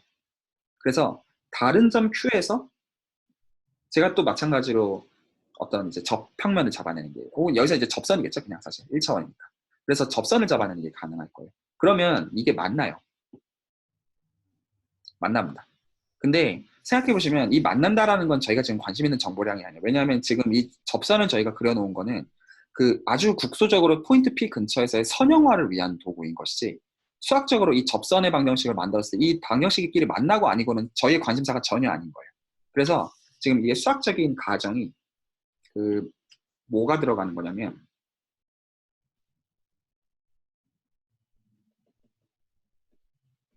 그러니까 직관적으로 보면 저 두 개는 이제 분명히 연장하는 선에서 어떤 적절히 만날 수가 있을 텐데, 꼬여가지고 만날 수가 있을 텐데, 그 만약에 P랑 Q가 다르다면 저희 어떤 공간이니까 이제 서피스니까 S기도 하고 어떤 스페이스로서 S기도 하고 상관없어요. 그래서 그러니까 1차원이든 2차원이든 N차원이든 뭐 무한차원이든 상관없어요. 그래서 그렇게 했을 때 이 각각의 접평면들, 얘네들은 서로 안 만난다고 가정한 겁니다. 그러니까 이 교집합이 있다라고 생각을 전혀 안 하겠다는 뜻이에요. 그러니까 각각의 탄젠트 스페이스들은 그냥 지들끼리 각자 놀고 있는 거예요. 그래서 지금 저 그림에서 비록 저렇게 만나지만 실제로 저희는 굉장히 국소적인 정보에 관심이 있는 거기 때문에 저 탄젠트, 이제 여기서 이제 탄젠트 라인들끼리가 만난다라고 하는 거에 관심이 전혀 없다는 뜻이에요. 그래서 수학적으로는 이게 만나느냐 아니냐는 전혀 저희 관심사가 아니에요. 그래서 제가 위에서 그려놓은 그림 자체도 서피스가 이렇게 있고 이렇게 탄젠트 스페이스를 다 세울 수가 있을 거잖아요. 그럼 만날 건데 이게 만나느냐 안 만나느냐는 앞으로 전혀 관심사가 아니에요. 리즈너블한가요? 이렇게 생각하는 게. 왜냐하면 국소적인 측면만 관심이 있는 거니까. 그래서 그렇게 가정을 해놓고, 자, 이제 여기서부터 좀 상상력이 필요한 부분이에요. 자, 이제 여기서부터 좀 생각을 해볼 건데, 지금 저희가 리니얼라이제이션을 하고 있는 대전제는 뭐냐면, 국소적으로 같은 걸로 보겠다는 거예요. 물론 에러가 있을 거예요. 에러가 있겠지만, 그래도 뭐 거의 비슷할 것이다. 이 정도로 지금 보고 있는 거예요. 그런데, 그럼 이제 다시 아까 사용대수에서 했던 얘기로 다시 돌아갈게요. 사용대수에서 출발 어떻게 했냐면, 벡터 공간을 줬어요. 벡터 공간을 주고, 그 다음에 뭘 줬냐면, 이너 프로덕트를 줬어요. 그러면 이너 프로덕트가 정해진 시점에서 실제로 뭐가 정해지냐면 각 벡터의 크기와 두 벡터가 맺고 있는 관계가 정해져요. 맞죠? 그러면 그 얘기를 이 그림에다가 할게요. 그럼 이제 여기서부터 좀 상상력이 있습니다. 그 좀 정말 상상을 해야 되는 부분이에요. 이 부분은. 그래서 그 제가 예를 들어서 여기서 TPS를 골라놨어요. 그러면 제가 이제 여기서 TPS에다가 이 포인트 P에 디펜드 한다는 의미에서 포인트 P에서의 탄젠트 스페이스에서 이너 프로덕트를 제가 저렇게 골랐다고 할게요. 그래서 비율을 저렇게 나타냈습니다. 그래서 제가 지금 이너 프로덕트를 지금 TPS에서 하나 고를 거예요. 그러면 그게 뭘 정할 거냐면 이 녀석의 벡터들이 어떻게 쉐입을 갖는지를 정했겠죠. 맞죠? 그러니까 지금 저는 지금 가정이 내적을 제가 골랐다는 겁니다. 제가 그냥 마음대로 골랐어요. 그러면 TPS에서의 생김새는 정해지겠네요. 그런데 TPS에서 P점을 제가 지금 이 벡터 공간의 원점으로 지금 보고 있는 관점인데 이 포인트 원점 근처의 생김새와 이 서피스 S에서 P점 근처의 생김새는 어떻게 된다고 지금 가정하고 있는 거냐면 거의 같다라고 가정하고 있어요. 사실 같다고 가정하고 있어요. 다시 말해서 TPS에서의 쉐입이 정해진 순간 P점 근처에서 쉐입은 어떻게 돼야 되냐면 정해져야만 해요. 맞나요? 안 그러면 미분한다는 말 자체가 처음부터 말이 틀려요. 저희는 이미 국소적으로 같은 걸로 보겠다라고 하는 게 미분의 철학이에요. 이 짓을 제가 TQS를 이번에 옮길게요. 그래서 TQS에서도 제가 여기서 내적을 하나 골라줄게요. 그러면 역시 제가 여기에 형상을 다 정한 거예요. 그러니까 형상은 실제로 어디서 정한 거냐면 탄젠트 스페이스 TQS에서 정한, 이 벡터 공간에서 정한 거예요. 그러면 여기서 벡터들의 크기가 정해져 있을 거예요. 그리고 두 벡터의 각도도 정해져 있어요. 근데 그게 Q 근처에서는 같을 거예요. 그래서 실제로 가령 제가 그림을 Q 근처에서 Q를 통과하는 이런 커브 두 개가 이렇게 있었다고 한다면 이 두 개가 서로 맺고 있는 역학은 제가 이거를 이런 리니얼라이제이션을 해줬을 때 이 각도 및 이 벡터의 사이즈와 당연히 관계를 맺고 있을 거예요. 그래서 실제로는 결국에는 Q점 근처의 국소적인 쉐입을 탄젠트 스페이스가 정하고 있을 거예요. 그러면 이거를 모든 포인트마다 제가 반복한다고 할게요. 모든 포인트마다 탄젠트 스페이스 다 세우고 모든 포인트마다 그 탄젠트 스페이스 이너 프로덕트 제가 다 정할게요. 그러면 어떻게 될까요? 무슨 일이 생길까요? 질문입니다. 근데 제가 아까 그 수학적인 가정에서부터 네네네. 생각할 때 좀 이해가 안 가는 게 네네네. 처음에 딱 생각했을 때는 그 각각의 공간이면 그 공간에서의 각각의 모든 점에 대해서 다 미분 가능하다고 생각하고 그 네네네. 맞아요. 접평면 생각할 수 있고 그럼 그 어, 접평면을 다 조합하면 그 공간을 설명할 수 있다라고 생각을 할 수 있을 것 같은데 네네네. 그 네, 맞아요. 여기서 예, 만나는 건 관심이 없고 또 네. 만나지 않는다고 가정을 했잖아요. 네네네. 거기서 약간 그 제 생각에 좀 모순이 생겨서 아, 그러니까 이제 그 네, 그러니까 수학적으로는 사실 이거는 어떻게 보면 되게 좀 인위적인 가정이라고 볼 수 있어요. 왜냐하면 그림에서 만나잖아요. 실제로. 네네네. 실제로 만나는데, 그러니까 저희가 지금 보고자 하는 그림은 이 지금 만나는 이 그림을 보고자 하는 게 아니라 지금 이 P점 근처에서의 이 지금 이 형상을 이 TPM에서의 이 지금 그러니까 지금 여기만 관심이 있는 거예요. 제가 분홍색으로 표현해 놓은. 네. 그러니까 저기만 관심이 있기 때문에 실제로 바깥쪽에서 만나느냐 아니냐라는 걸 그냥 떼버리겠다는 소리입니다. 그러니까 실제로 이제 집합으로 보면 만나요. 당연히 만납니다. 제가 지금 그려놓은 그림에서. 근데 그거에 관심이 있는 게 아니라고 지금 규정을 한 거예요. 그냥. 그러니까 이거는 규정이 그렇게 한 것이 왜 그렇게 되냐가 아닙니다. 실제로 만납니다. 그러니까 모순이 아닌 거예요. 그걸 질문하신 거라면 맞고요. 그래서 정확하게 지금 서술해 주신 것 같이 그래서 각각의 탄젠트 스페이스들에서 이너 프로덕트 다 정하는 순간 결국은 뭘 정할 거냐면 S의 쉐입을 정합니다. 그래서 얘를 미분기하라고 합니다. 그래서 미분을 토대로 해서 말 되죠. 미분을 토대로 해서 탄젠트 스페이스를 세워서 근데 여기서 대전제가 깔리는 거예요. 뭘 정해야 되냐면 내적을 정해야 돼요. 그것도 뭘 다 정해야 되냐면 정보량이 적지가 않아요. 모든 탄젠트 스페이스에서 모든 내적을 다 정해야 됩니다. 그러면 어떻게 될 거냐면 그러면 S를 정한다는 거예요. 말 되나요? 그래서 네. 용어가 이렇게 돼요. 그래서 그 기분 S에 대해서 얘는 제가 서피스로 결국엔 저희가 서피스 케이스를 가지고 계산을 볼 건데 이제 어떤 사실 이제 매니폴드라는 용어를 써야지 정확하게 맞는데 아직은 제가 매니폴드를 정의할 생각 좀 하고 나서 정의를 할 생각으로 그래서 그냥 제가 되게 러프한 의미에서 스페이스라고 그냥 하겠습니다. 그래서 스페이스 S가 주어져 있을 때 그 저희는 제가 일부러 이 자리를 슬롯으로 비워 놓을게요. 안 채웠습니다. 일부러. 아까는 제가 이 점을 P점, Q점, R점 이렇게 채웠는데 그래서 얘는 지금 어디서 정의가 되어 있는 거냐면 지금 이 녀석의 슬롯도 각각은 원래는 제가 여기다가 포인트를 집어 넣어야 됐었잖아요. 여기다가. 얘를 다 비울게요. 고리죠. 그래서 지금 포인트를 고정하면 아까 저희가 했던 얘기가 됩니다. 그래서 지금 이 포인트를 뺀 이 녀석을 뭐라고 부르냐면 얘를 이제 리마니안 매트릭이라고 불러요.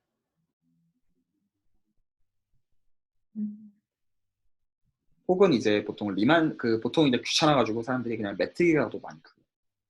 근데 이제 정확한 이제 호칭을 말하면 이제 리마니안 매트릭이죠. 그래서 리마니안 매트릭을 한마디로 말해서 뭐냐면 이너 프로덕트의 패밀리. 말 이해 가시나요? 왜냐면 제가 포인트를 고정하지 않았기 때문에. 그래서 포인트를 고정하는 것마다 이 리마니안 매트릭은 이너 프로덕트를 주는 겁니다. 그래서 디퍼런셜 지오메트리의 가장 큰 철학이 뭐냐면 그리고 요 철학 자체가 어떻게 보면 그 가우스의 제자가 리만이고 리만이 이 기하학의 창시자예요. 리만 기하학의 창시자인데 디퍼런셜 지오메트리. 자, 아까 이제 제가 처음으로 했던 얘기랑 이제 연결을 지어서 볼게요. 아까 제가 처음에 공간을 어떻게 보겠다고 했냐면 차륵으로 보겠다고 했어요. 그래서 그 시점에서는 쉐입을 얘기하는 게 아무 의미가 없게 일부러 만들어 놓고 시작을 한 거예요. 그리고 그게 리즈너블해서 왜냐하면 그 기준하에서 우주가 그러니까 3차원 공간으로 볼 때 8가지밖에 없다. 그러니까 그거 하에서 뭔가를 보겠다라고 하는 게 충분히 리즈너블하고 그래서 이제 거기서부터 어떤 정량적인 것들을 서술할 거다라고 말씀을 드렸는데, 그럼 이제 뭘 줄 거냐면 소위 말해서 그 위상이 주어져 있는 공간을, 그 아까 제가 이제 차르그를 보겠다는 의미가 수학으로는 토폴로지컬 스페이스라고 부르는 겁니다. 그래서 토폴로지컬 스페이스가 주어져 있을 때 여기다가 뭐를 더 주는 거냐면 리마니안 매트릭을 더 주는 거예요. 그래서 제가 보통 귀찮아서 저렇게 플레임을 안 쓰거든요. 그래서 리마니안 매트릭 그냥 이렇게만 쓸게요. 이렇게 치고 나중에 그냥 이것도 귀찮아요. 매트릭이라고 쓰겠습니다. 그러면 실제로 다 저 뜻입니다. 제가 모든 쓰는 매트릭이라는 뜻은. 얘를 가지고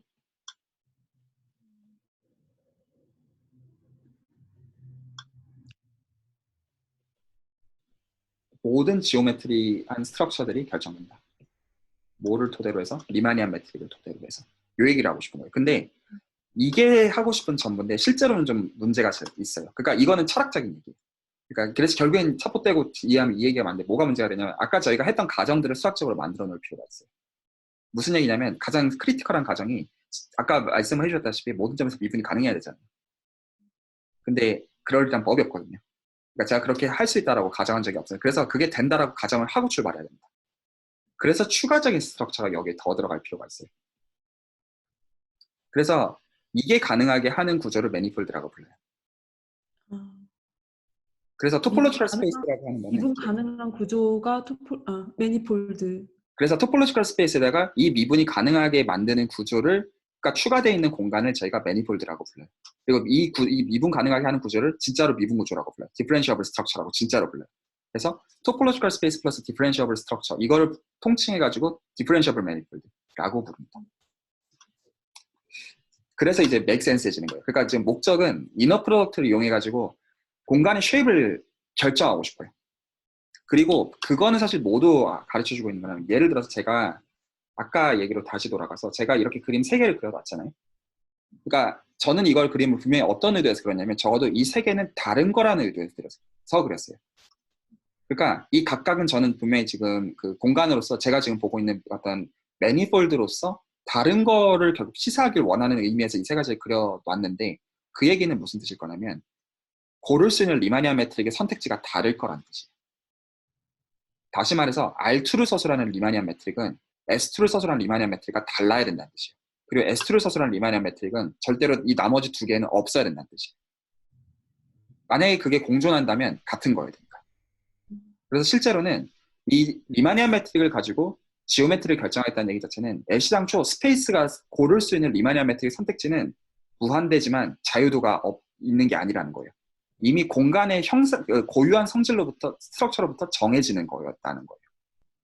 안 그러면 이거가 아니라고 한다면 말이 안 돼요. 왜냐하면 저희가 그러면 내적을 정하는 것마다 저희 마음대로 조물럭거릴 수 있다는 소리거든요. 실제로 형상을 마음대로 정할 수 있다는 소리인데 제가 이렇게 그림을 그려놓은 전제에서 그럴 수가 없어야지만 말이 맞아. 안 그러면 스피어나 플레인이나 뭐 다 똑같아야죠.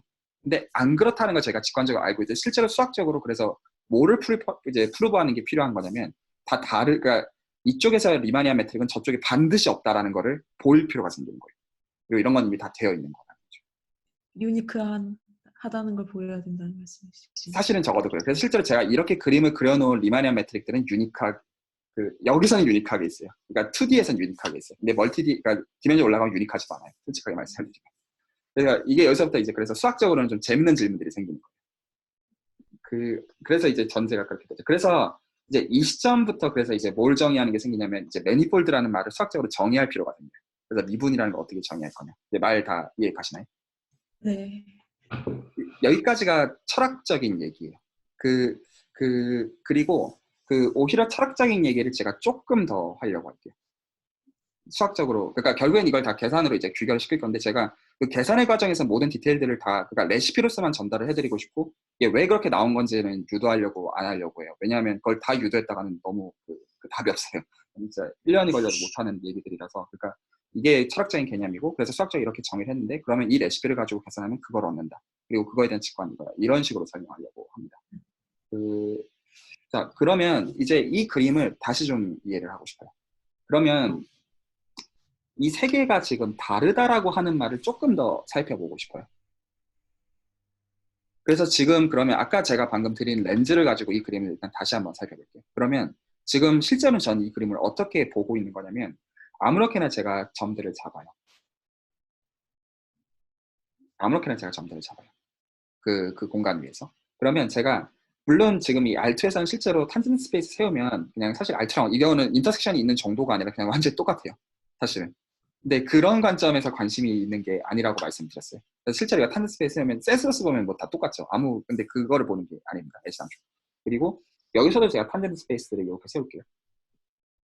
뭐 이런 식으로 세워 놓을 수 있을 거예요. 제가 그림을 그리는 게 수학적으로, 그러니까 기하학적으로 진짜 정확한 그림인지는 차지하고서도. 그러면 제가 여기서 보면 뭔가 이너 프로덕트를 준 거겠죠. 실제로. 제가 이거를 그러니까 그 매니폴드로서 본다라고 말한 시점에서는 사실은 실제로는 이너 프로덕트까지 이미 주고 있는 거예요. 그러니까 안 그러면 제가 실제로 형상을 정한다는 말 자체부터 성립하지 않아요. 왜냐하면 이너 프로덕트를 정하지 않은 순간부터는 형상은 제 마음대로 다 바꿀 수 있는 자유도가 존재해요. 그 자유도는 없애고 출발을 해야지 말이 맞아요. 그래서 이것도 이미 정해놓은 상태이고, 그래서 그 이너 프로덕트 기준으로 해가지고 지금 이제 가장 첫 번째 거는 말 그대로 평평하게 제가 그림을 그렸고, 두 번째 거는 이렇게 그렸고, 세 번째 거는 뭔가 어쨌든 좀 다르게 그림을 좀 그려놓은 건데, 그러면 이거는 실제로 어떤 특징을 갖냐면 다음과 같은 특징을 가져요. 이걸 커베이처라고 불러요. 그래서 제가 뭘 생각할 거냐면 이 점을 통과하는 모든 커브를 제가 다 생각할 거예요. 굽어 있어도 됩니다. 그리고 지금 이 R2의 경우는 스트레이트 라인이 존재하는데, 직선이 존재하는데, 이 S2만 하더라도 직선이라는 게 존재할 수가 없어요. 이게 있다는 소리는 이것 자체가 평평하다는 뜻이니까요. 그래서 그림을 지금 보시면 지금 이 점을 통과하는 커브가 차이가 생긴다는 걸 일단 알 수가 있어요. 그리고 여기서도 제가 이제 모르긴 모르지만 뭔가 어쨌든 다른 것들이 어쨌든 생겨 있을 거라는 거예요. 뭔가 정확하게 그리긴 지금 현재로서는 모호하지만, 그랬을 때 저희는 그러면 반대로 말해서 이 커브가 그 생기는 쉐입을 가지고 공간이 어떻게 생겼는지를 유추할 수 있다는 뜻도 되지 않겠냐는 거예요. 말 되죠? 그러면 이 지금 휘어 있는 경향이 저희가 이제 이제 어떻게 잴 수 있는 거를 일적 분학으로부터 미분으로부터 배웠었냐면,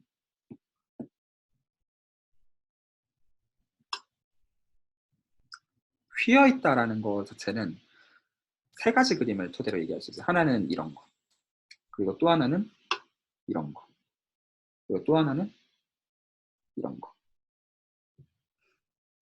이게 휘어 있는 차이인데 이거는 어떻게 잴 수 있죠? 이 차이. 이거는 그 두 번 미분한 걸로서 잴 수가 있어요. 예를 들어서 제가 이거는 두 번 미분하면 자명하게 얘는, 왜냐면 이게 그 슬롭이 컨스턴트니까 제로, 그러니까 포인트에서 이게 제로가 되어야 되고, 얘는 그 슬롭이 계속 증가합니다. 그래서 그 두 번 미분한 게 무조건 그 논네거티브여야 돼요. 그리고 마지막 거는 반대여야 돼요. 슬롭이 계속 감소하니까. 이렇게 돼야 된다. 그러면 그 얘기인 즉슨 커브가 주어져 있을 때 그 커브에 뭐를 보면, 그러니까 그러니까 이계도 함수를 실제로 살펴보면, 그러니까 세컨드 데리버티브를 살펴보면 그 부호를 가지고 실제로 이 커브가 어떻게 휘어져 있는지를 알 수 있다는 소리가 되겠네요. 그래서 얘가 알려주는 거는 세컨드 데리버티브 커브가 어떤 정보를 갖고 있냐면,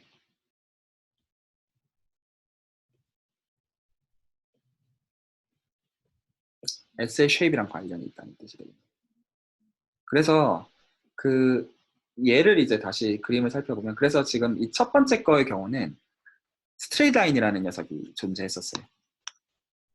맞죠? 스트레이트 라인이라는 게 존재했어서 얘는 두 번 미분하면 0입니다. 그리고 두 번째 거는 약간 좀 커브가 다 이런 식으로 생겨야 돼요. 그래서 지금 보면 다 이렇게 생긴 거기 때문에 실제로 커브들의 사인을 보면 사인들은 다 사실 균질해요. 그리고 마지막 것도 사실은 다 균질해요. 솔직히 말씀을 드리면. 그래서 뭐를 골라주냐면, 그래서 이제 보내주셨던 논문을 포함해가지고 어떤 단어를 쓰냐면 프린시펄 커브 있죠. 이제 우리말로 하면 주곡률 정도 될 거예요.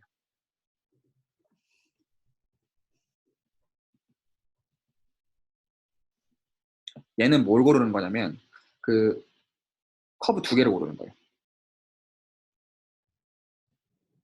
포인트 P에서 지금 생각하고 있는 겁니다. 각각의 포인트 P에서 고르는데 어떻게 고르냐면 서치 대신입니다. 그래서 어떻게 골라주는 거냐면 이 녀석의 부호와 이 녀석의 부호가 얘가 맥스가 되게 잡고 얘가 미니 되도록 하는 커브 두 개를 잡아주는 거예요. 그리고 이거는 수학적인 과정에서 그리고 이것도 사실 설명대수의 결과예요. 그래서 이렇게 되는 커브는 언제나 두 개를 잡을 수가 있어요. 각각의 포인트마다. 물론 저희는 S가 매니폴드라는 가정을 하고 이거를 잡을 수가 있습니다. 그래서 이거는 수학적으로 되게 개런티가 되어 있어요. 그래서 이렇게 커브를 잡았을 때 이 두 값을 저희가 프린시플 커베이처라고 불러요.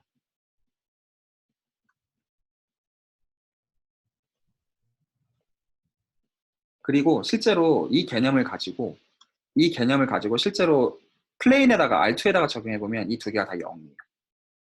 그리고 스피어에다가 적용해주면 이게 다 똑같은 컨스턴트로서 똑같이 1이에요. 혹은 그냥 컨스턴트 파지티브 넘버고 아까 맨 마지막 하이퍼볼릭이라고 제가 불렀던 거는 똑같이 네거티브 컨스턴트. 그래서 이 두 개가 아까는 제가 이제 사실 말씀드린 저 두 개는 저 세 가지 모델은 이 주곡률 두 개가 정확하게 컨스턴트에서 같은 예시들 세 가지예요. 사실. 근데 사인들이 다릅니다. 그래서 이게 00, 예를 들어서 플러스 1, 플러스 1, 마이너스 1, 마이너스 1 그렇게가 실제로 그러니까 이제 실제로 이제 커브들을 골라주면 그렇게 나와요. 그래서 실제로 이제 평면의 경우는 스트레이트 라인이 된다는 거죠. 진짜로 골라보면. 그래서 이제 여기서 추가적인 개념들을 조금 더 도입할 거예요. 그래서 제가 하나는 그 평균 곡률이라는 개념을 도입할 거고 그 영어를 제가 먼저 써놓고 바로 써볼게요. 그러니까 이거를 민커베이처라고 불러요. 물론 그리고 지금 이제 말씀드리는 이 전제는 이게 2차원 서피스라는 전제에서 좀 말씀드리고 있는 2차원이가 지금 두 개가 있는 거예요. 커브를 지금 두 개를 찾은 거고 n차원이면 n개가 됩니다. 실제로. 그래서 얘는 어떻게 정의하는 거냐면 저 두 개를 평균 추한 걸로 정의해요. 말 되죠? 얘가 정의해요. 그리고 그러면 이걸 가지고 아까 그 세 가지 경우를 다시 생각해보면 여전히 평면이 빵이에요.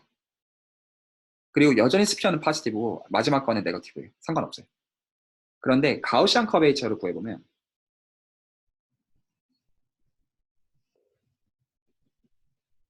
얘는 어떻게 정의하냐면 이거는 두 개를 곱해서 정의할 겁니다. 잠시만요. 제가 한 가지는 좀 정정을 해야겠구나. 한 가지는 제가 좀 정정을 할게요. 죄송해요. 제가 이렇게 정정할게요. 제가 프린시플 커베이처가 일일이 되게, 잠시만요. 그, 여기까지는 지금 맞는데, 제가 개념을 좀 정정할게요. 하이 디멘전이랑 맞게. 그래서 저 세 가지 예시는 뭐의 예시냐면, 제가 이제 프린시플 커베이처가 컨스턴트인 걸로 얘기를 했는데, 그렇게 얘기를 안 하고, 그러니까 부분적으로는 맞아요. 그러니까 플레인이랑 스피어까지는 맞는데, 하이퍼볼릭에서는, 맨 마지막 거에서는 아니거든요, 사실. 그래서 가우시안 커베이처, 얘가 상수인 모델들입니다. 전부 다. 그래서 제가 그 말을 좀 정정할게요. 그래서 제가 지금 두 가지 예시에 대해서 말씀드렸던 건 참이기는 해요. 근데 마지막 거는 참이 아니에요. 그래서 마지막 거는 이 C1 더블 프라임이나 C2 더블 프라임이 상수가 아니에요. 만약에 상수면 이게 곱해가지고 양수가 돼야 되는데 이게 음수거든요. 맨 마지막 거에서. 그래서 요 값이 상수로서 그러니까 제가 좀 정정하면 이 세 가지 모델은 제가 지금 정의한 가우스 곡률이 상수인 예시들이에요. 근데 첫 번째 게 0이고 두 번째 게 양수고 세 번째 게 음수인 걸로 상수인 예시들이에요. 전부 다. 그리고 이거는 고차원에서도 똑같이 맞아요. 그렇게 이해하시는 게 맞을 것 같아요. 죄송합니다. 그래서 얘는 이제 제가 가우스 곡률이라고 부르고 그냥 말 그대로 저 프린시플 커베이처 두 개를 곱해서 정의를 해요. 정의가 정말 정입니다. 자, 그러면 이제 여기서부터 좀 약간 좀 관찰할 것들이 좀 생기는데 제가 일단 그래서 곡률이라는 개념을 이렇게 좀 나눠서 정의를 했어요. 그래서 지금 일단 직관적으로는 지금 커브가 그리는 이계도 함수 자체의 사인이랑 쉐입이랑 좀 상관이 있으니까 이 이계도 함수가 최대가 되는 커브랑 최소가 되는 커브를 고르자라고 합니다. 그리고 이거는 개런티가 돼요. 그렇게 해놓은 상태에서 일단 각각을 컴포넌트를 프린시플 커베이처라고 불렀고 그리고 더 이제 평균 취하는 걸 민 커베이처 그리고 곱해서 만드는 걸 가우시안 커베이처 이상한 이름으로 제가 지금 하나를 불렀는데 왜 이렇게 좀 구분을 해놨냐면 좀 이유가 있어요. 왜 그러냐면 재밌는 관찰을 할 수가 있어서요. 이 관찰을 가우스의 위대한 정리라고 불러요. 당시에는 믿었어요. 그리고 사실은 저도 처음에는 좀 되게 신기하다고 생각을 했었어요. 뭘 생각하는 거냐면 자, 이제 맨 처음 원론으로 돌아갈게요. 그러니까 처음 시작은 어떻게 했냐면 토폴로지컬 스페이스가 이제 차륵 공간으로 해서 생각을 시작하겠다. 공간을 차륵으로 보겠다라고 했는데 그리고 나서 제가 어떤 리마니아 매트릭이니 뭐니 해가지고 일단 얘 자체를 이제 뭔가 그뭐 매니폴드로 보고 싶다. 이제 각각 이제 내가 리마니아 매트를 줌으로써 뭔가 쉐입을 결정을 해놓고 얘기를 하고 싶다라고 말씀을 제가 드렸잖아요. 근데 그러면 제가 마치 어떻게 말씀을 드린 것처럼도 오해하시기가 좋냐면 진짜로 정해져 있는 거라고 생각하시기가 좋아요. 그러니까 무슨 말이냐면 뭐 맞는 말이잖아요. 근데 제가 분명히 로컬하게 다 정했잖아요, 분명히. 근데 제가 얘를 좀 그러니까 이렇게 그 종이가 있어요. 제가 이거를 요렇게 말게요. 그러니까 실린더로 이렇게 말게요.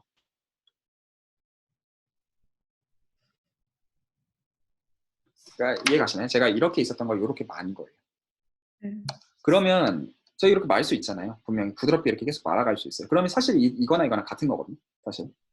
근데 이거를 어떻게 관찰할 수가 있냐면 제가 포인트를 여기서 잡아서 아까 말씀드렸다시피 그 맥스가 되는 커브랑 미니 되는 그러니까 세컨드 데리버티브가 맥스랑 미니 되도록 하는 커브는 언제나 존재해요. 그래서 그리고 여기 이 경우는 이게 무조건 스트레이트 라인들이에요. 이 경우는. 그래서 다 그게 0인데 제가 이걸 이렇게 말았어요. 그러면 그게 이렇게 이제 실린더의 그 벽에 있다고 할게요. 그러면 하나는 스트레이트 라인이 될 수가 있어요. 근데 나머지 하나는 될 수가 없어요. 분명히 세컨드 데리버티브가 생겨요. 안 그러면 말았다는 말 자체가 틀리니까요. 그러니까 이 지금 변화는 프린시퍼 커베이처에서는 달라지는 거예요. 맞죠? 분명히 달라져요. 제가 분명히 이렇게 바꿨어요. 딱 근데 민 커베이처를 살펴본다고 할게요. 그러면 제가 이걸 어쨌든 더 했어요. 그러니까 얘도 바뀌어요. 왜냐하면 한 개가 지금 0이 아니기 때문에. 그런데 가우시안 커베이처를 보면 하나가 0이잖아요. 그래서 안 바뀌어요. 그래서 사실은 저 두 공간은 아까의 그 차륵 덩어리로서가 아니라 매니폴드로서 같은 거예요.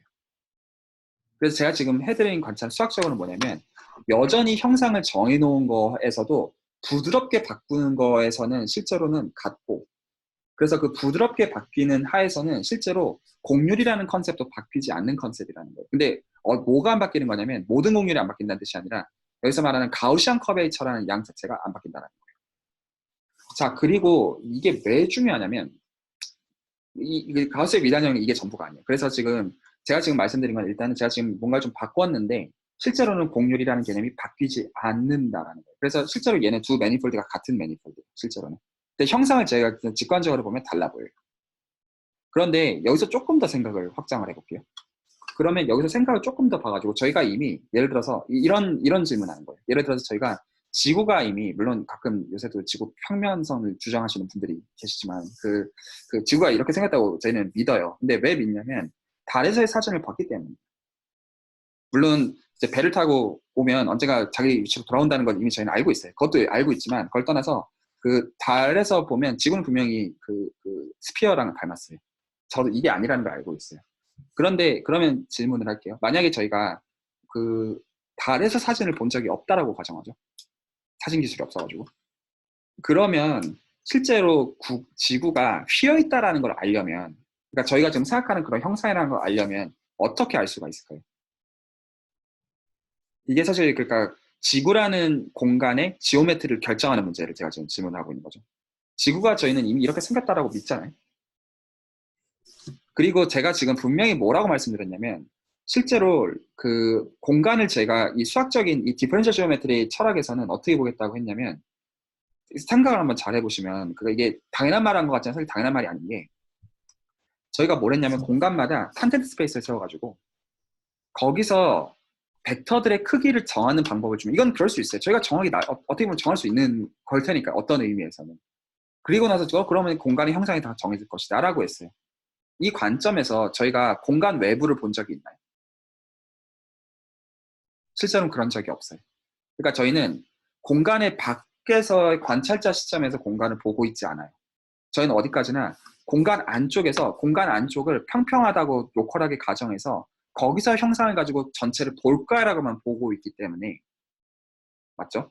그 얘기는 저희가 지구를 나가보지 않았음에도 불구하고 뭐를 알 수 있다는 뜻이죠? 지구가 그렇게 휘어 있다는 걸 알 수 있다는 뜻이에요. 뭐만 가지고요? 저희가 지구 위에 서 있다는 사실만 가지고요.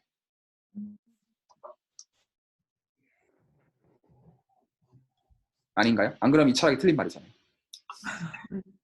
맞죠? 그러면 이게 말이 맞아야 돼요. 그러니까 이거는 그냥 그랬으면 좋겠다. 아직까지는 제가 지금 말씀드린 그랬으면 좋겠다 정도예요. 철학이라고 말씀드렸으니까. 그리고 제가 분명히 제가 좀 말씀드렸을 때는 공간이 있는데, 그리고 국소적으로는 탄젠트 스페이스로 여기고, 그래서 거기서 이제 형상이 정해지니까, 그럼 국소적으로 형상이 정해지니까, 그걸 국소적으로 다 정해버리면 형상은 분명히 전체적으로 다 정해질 것이다. 말 맞는데, 그러면 지구로 확장하면 저희가 지구를 밖으로 나가기 전에 지구가 어떻게 생겼는지 알아야 되는 거잖아요. 그 말대로 하면. 아니면 이 철학이 말이 그렇게 의미가 없는 거죠. 그러면 실제로 이걸 어떻게 관찰할 수 있냐면, 그래서 제가 지금 드린 이 관찰을 가우스의 위대한 정리라고요. 그래서 이거를 수학적으로 어떻게 만드는 거냐면, 지구가 이렇게 있다고 할게요. 그리고 제가 지금 이 전제에서 지금 뭐를 지금 깔고 설명한 거냐면, 지금 저 위에 저 그린 평면이랑 실린더가 지금 매니폴드로서는 같은 거라는 걸 지금 전제를 깔고 있는 거고, 같게 보는 기준이 지금 가우시안 커베이처가 지금 같기 때문에 우리는 그걸 같은 기준으로 삼겠다라고 한 거예요. 그러니까 모든 커베이처가 같은 게 아니에요, 실제로. 그러니까 특정 커베이처의 기준을 지금 같다라고 서술하고 있는 거예요. 그래서 기준은 저희가 지금 어떤 정해놓은 겁니다. 그리고 왜 그렇게 정했냐면, 이렇게 휘어서 종이를 이렇게 만드는 것 정도는 우리 같은 걸로 보겠다라고 생각하고 있는 거예요. 그러니까 찰흙보다는 자유도가 적어요. 맞죠? 찰흙은 이거보다 더 자유도를 갖고 있어요. 마음대로 저희가 바꿀 수 있어요. 근데 그 정도는 아닌 거예요, 현재. 근데 만약에 지구가 이렇게 생겨 있다고 칠게요. 그 부드럽게 변형한다는 네, 네, 네. 거는 수학적으로는 어떻게 정의가 되는 건가요? 정의해 드릴게요, 나중에. 근데 이제 그 찰흙은 말 그대로 그러니까 지금 말 그대로 되게 러프하게만 전달하고 있긴 해요. 왜냐하면 제가 지금 사실 매니폴드 정의도 안 하고 아직 말씀을 드리고 있잖아요. 그래서 지금 그러니까 이 첫 시간에 제가 뭘 하고 싶냐면, 이제 실제로 저희가 그 뭐를 왜 계산하는지, 그러니까 그거 이제 차포 다 떼어나면 그 계산 레시피밖에 안 남거든요. 근데 그 레시피는 그냥 사실 따라가시면 되는 거예요. 근데 제일 답답한 게 무슨 짓 하고 있는지가 사실 어떻게 보면 그 중요한 거고 한데, 그거에 대해서 좀 설명을 해드리려고 합니다. 그래서 저는 아직 그 매니폴드도 사실 정의를 안 했습니다, 수학적으로. 단지 제가 뭐라고만 운을 띄웠냐면, 그러니까 필요 조건으로 그 뭔가 미분이라는 개념을 도입하려면 거기 이 위상 공간이라는 말, 토폴로지컬 스페이스라는 말 외에 추가적인 뭔가 더 있어야 되고, 거기다가 리마니안 메트릭이 있어야 되는데, 근데 사실 저는 리마니안 메트릭도 정의하지 않았어요, 사실은. 그래서 나중에 다 그 정의는 다음 시간에 다 해드리려고. 그리고 어떻게 보면 모티베이션이 필요하니까, 이걸 왜 공부를 할 필요가 있느냐라는 것도 어떻게 보면 그러니까 구미가 당겨야 공부를 하니까요. 그래서 지금 제가 이 스피어 위에서, 그러니까 지금 그림을 어떻게 생각하시냐면, 저는 물론 저희가 지금 이 그림을 그려놓은 시점에서는 구 바깥에서 구를 보고 있는 그림이긴 해요. 근데 그 관찰을 어디서 생각하시냐면, 저희가 이 구 위에 서 있다고 생각하세요, 실제로는.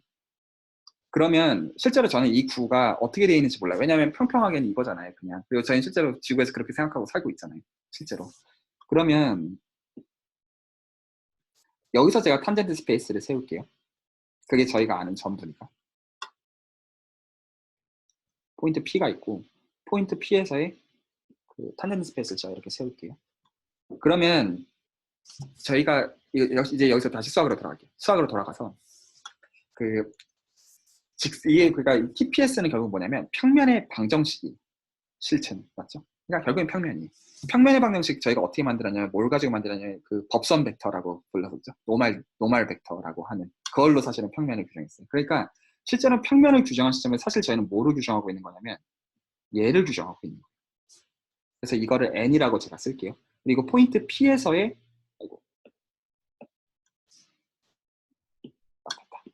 포인트 P에서의 탄젠트 스페이스의 노멀 다이렉션을 있으면 말 이해 가시나요? 네. P. 자, 그러면 저희는 각각의 탄젠트 스페이스마다 요거를 지금 다 세워놨어요, 이렇게. 그리고 저희 지금 관심사는 지구 안에서 이렇게 휘어 있는 걸 어떻게 아냐라는 게 관심이에요, 기본적으로. 이러면 자연스러운 생각 아닐까요? 그러면 제가 P를 통과하는 커브를 하나 그릴게요. 그러면 이 커브마다 탄젠트 스페이스 다 세워주죠. 각각의 커브의 각 포인트들마다요. 그러면 그 포인트들 이제 탄젠트 스페이스 그리기 귀찮으니까 그 각각마다 제가 얘를 다 세울게요. 할 수 있죠? 다 세웁니다. 그래서 제가 지금 만든 거를 NT라고 하죠. 그래서 지금 이 커브 CT가 있고, 이 포인트, 이 각각의 이제 타임마다 이렇게 지금 포인트들이 다 대응이 돼서 거기서 지금 제가 노멀 디렉션들을 다 세웠어요. 그러면 그러니까 이 평면이랑 구분한다고 해보세요. 만약에 제가 평면에서 저 위에 그림에서 스트레이트 라인을 그려놓고 여기서 얘를 다 세우는 거잖아요, 실제로는. 요거를 보고 있는 거잖아요. 저 두 그림을 비교해보세요. 뭐가 다르죠?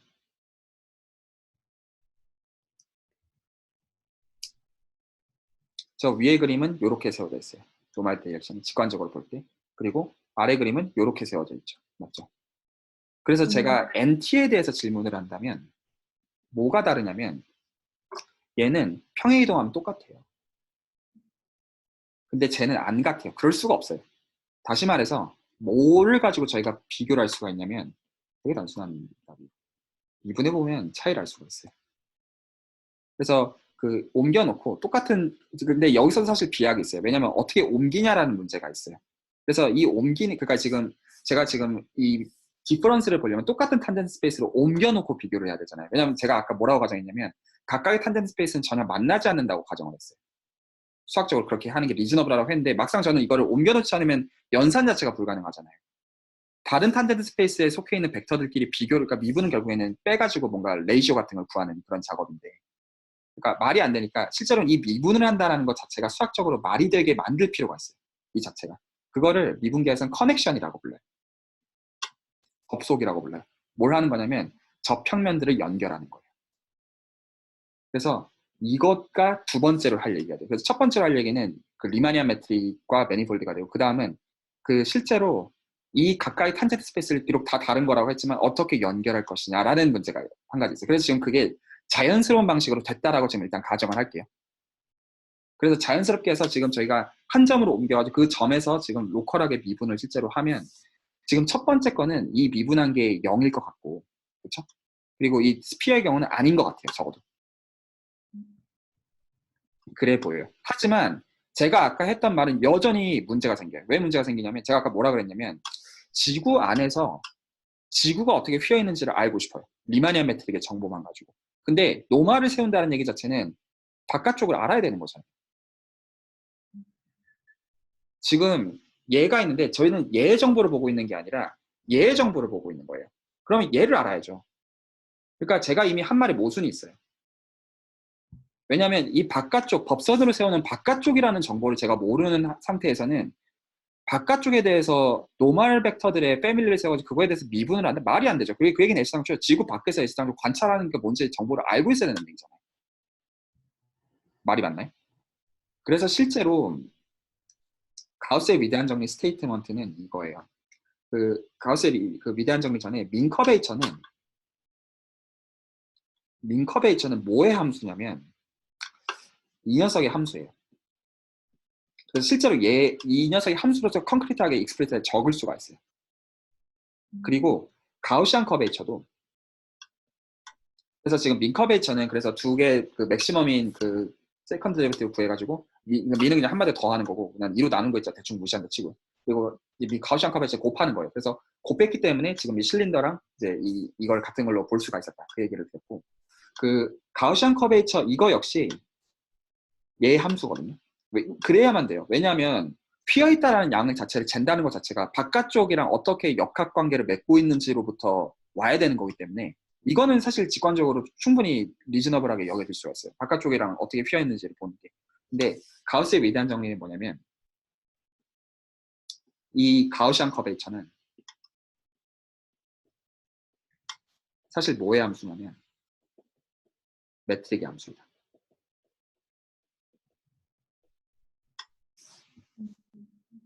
그래서 처음에 이 형태를 가우시안 커베이처를 적어보면 분명히 그 노말의 데리버티브의 함수예요. 진짜로. 근데 이 형태를 좀 바꿔보면 이 형태를 다 없애고 리마니안 매트릭의 함수만으로 바꿔놓을 수가 있어요. 다시 말해서 실제로 저희가 지금 그 평평한 평면을 실린더로 바꾸고 있는 과정에서 개입하고 있는 거는 오직 내부 관찰밖에 없다는 뜻이에요. 외부 관찰 없이 리마니안 매트릭의 정보만 알면 실제로 가우시안 커베이처를 구할 수 있다는 뜻입니다. 그래서 지구가 휘어있는 경향은 가우시안 커베이처의 센스에서는 알 수가 있어요. 밖에 나가지 않은 상태에서. 그래서 이 관찰을 뭐라고 부르냐면 그 수학적으로는 팬시한 말로 가우시안 커베이처를 인트린식하다고 말해요. 이게 컨시퀀스인데 그러니까 외부 관찰이랑 상관이 없다는 거예요. 이게 이제 가우스가 사실 이 기하학을 만든 사람은 정확하게 말하면 가우스가 아니라 가우스의 제자인 리만이에요. 그리고 리만은 사실 좀 일찍 죽었어요. 37에 죽었어요. 그리고 약간 그쪽 수학자들이 좀 일찍 죽어요. 리만 제자는 로크라는 사람인데 그 사람 25에 죽었는데 리만은 평생 동안 이제 논문을 총 10편을 썼어요. 그래서 수학 논문이 총 5편이고 물리 논문이 총 5편인데 리만이를 만들어간 게 없어요. 뭐 리만 가설부터 시작해가지고 어떻게 보면 현대 기하학의 뿌리라고 할 수 있고 그리고 이제 복소수를 이용하는 것도 리만이 처음 창시했어요. 근데 이제 가우스가 보통 그 제자들한테 되게 박했어요. 그러니까 평가에 박했던 사람인데 리만이 만들어 놓은 이런 기하학적 체계들에 대해서 가우스가 뭐라고 극찬을 했었냐면 자기가 죽기 전에 미래 세대의 수학을 보고 죽는다라고 극찬을 했었어요. 당시에. 그러니까 그 당시에는 수학이 어떤 방향으로 발전하고 있었냐면 미적분학이 이제 비로소 이제 연속 함수의 정의나 미분 가능한 함수들의 정의들을 엄밀하게 논리적으로 수학적으로 만드는 과정이었어요. 한참. 그러니까 엄밀화의 과정에 보통 관심이 있었고 어떤 직관이나 이런 것들은 오히려 사람들이 배제하려는 방향으로 가고 있었는데 이제 리만이 써놓은 논문들은 그림 몇 개 그려놓고 그림이 이렇게 생겼을 때는 적분값 이거, 그림이 이렇게 생겼을 때는 적분값 이거, 그림 4개 그려놓고 그런 식으로 되게 짧은 페이퍼 이런 식으로 완전히 다른 관점에서 논문들을 쓰고 있었어요. 그리고 리만이 했던 어떻게 보면 가장 중요한 관찰은 공간을 결정하는 게 리마니안 매트릭이라는 이 관찰이었어요. 그러니까 이 기준을 처음 세운 게 사실 리만이라고 볼 수가 있어요. 너무 사실 어떻게 보면 일찍 죽은 사람이에요. 그래서 여기서 이제 해야 되는 개념들이 좀 정리가 돼요. 그래서 저희가 디퍼런셜 지오메트리를 공부한다라고 하면 뭐를 할 필요가 생기게 되냐면 하나는 매니폴드란 말을 수학적으로 정의할 필요가 생겨요. 당연한 말이지만. 그러니까 이제 저희가 미분 가능한 구조를 준다라는 걸 어떻게 볼 것이냐라는 게 필요하고 두 번째로 리마니안 매트릭을 정의할 필요가 생겨요. 그리고 지금 보면 그걸 이제 미분한다라고 하는 개념이 생겨요. 그걸 이제 커넥션이라고 불러요. 아까 보면 벡터들을 이렇게 잘 옮겨가지고 옮긴 걸 가지고 미분한다는 게 잘 연결해 준다는 의미고 정확하게 설명해드리면 커넥션은 무한 가지가 있는데 그 중에서 뭐를 쓸 거냐면 리마니안 커넥션 혹은 레비시비터 커넥션이라는 걸 씁니다. 그래서 특정 커넥션을 쓴다고 보시면 돼요. 특정 이유를 가지고. 그리고 마지막으로 이제 커베이처. 여기까지 이제 설명하면 그리고 이게 예지 가지고 이제 계산을 해보면 이제 거기까지가 어떤 해야 되는 얘기가 되는 거예요.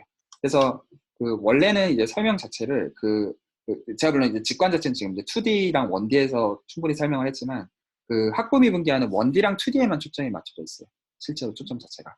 그래서 중간고사 때까지가 1D 배우고 기말고사 때까지가 2D 배우고 끝이거든요. 근데 이제 저는 그냥 처음부터 ND라고 가정하고 그냥 추상화해서 설명을 하고 그걸 가지고 이제 2D 쪽이 보니까 필요하신 쪽 논문이 그렇게 적혀 있어서 그거에 대해서 좀 설명을 해드리고 네, 이거 이제 계산 어떻게 하는지 이제 남은 이제 3번에 걸쳐가지고 좀 보여드리는 걸 목표로 하려고 생각하고 있어요.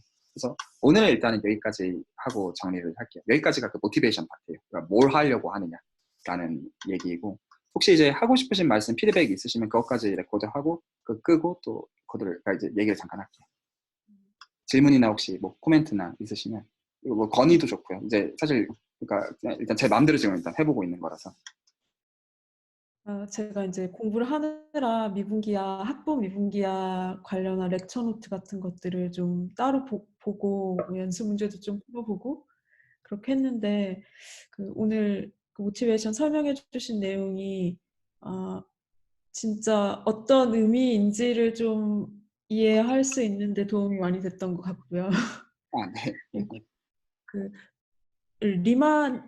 전 이제 매트릭이란 표현은 되게 많이 봤는데 네. 리만 매트릭 말고 또 다른 매트릭의 종류들이 더 있는 건가요? 좋은 질문이야. 그러니까 실제로는 세계관이 좀 되게 넓은데, 그러니까 저한테 있어가지고 디퍼런셜 지오메트리라고 하는 거의 우주고요. 솔직히 말씀드리면 이게 되게 우주 정도 되는 클래스고 여기서 보통 그래서 얘는 기본적으로 저희가 이제 위에서 정의할 매니폴드에 대한 이야기예요. 기본적으로.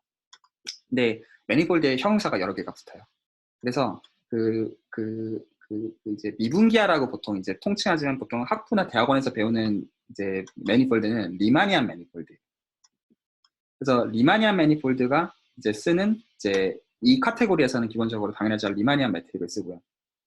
그리고 이제 제가 정의했던 이제 레비시비타 커넥션이라는 걸 쓰고요.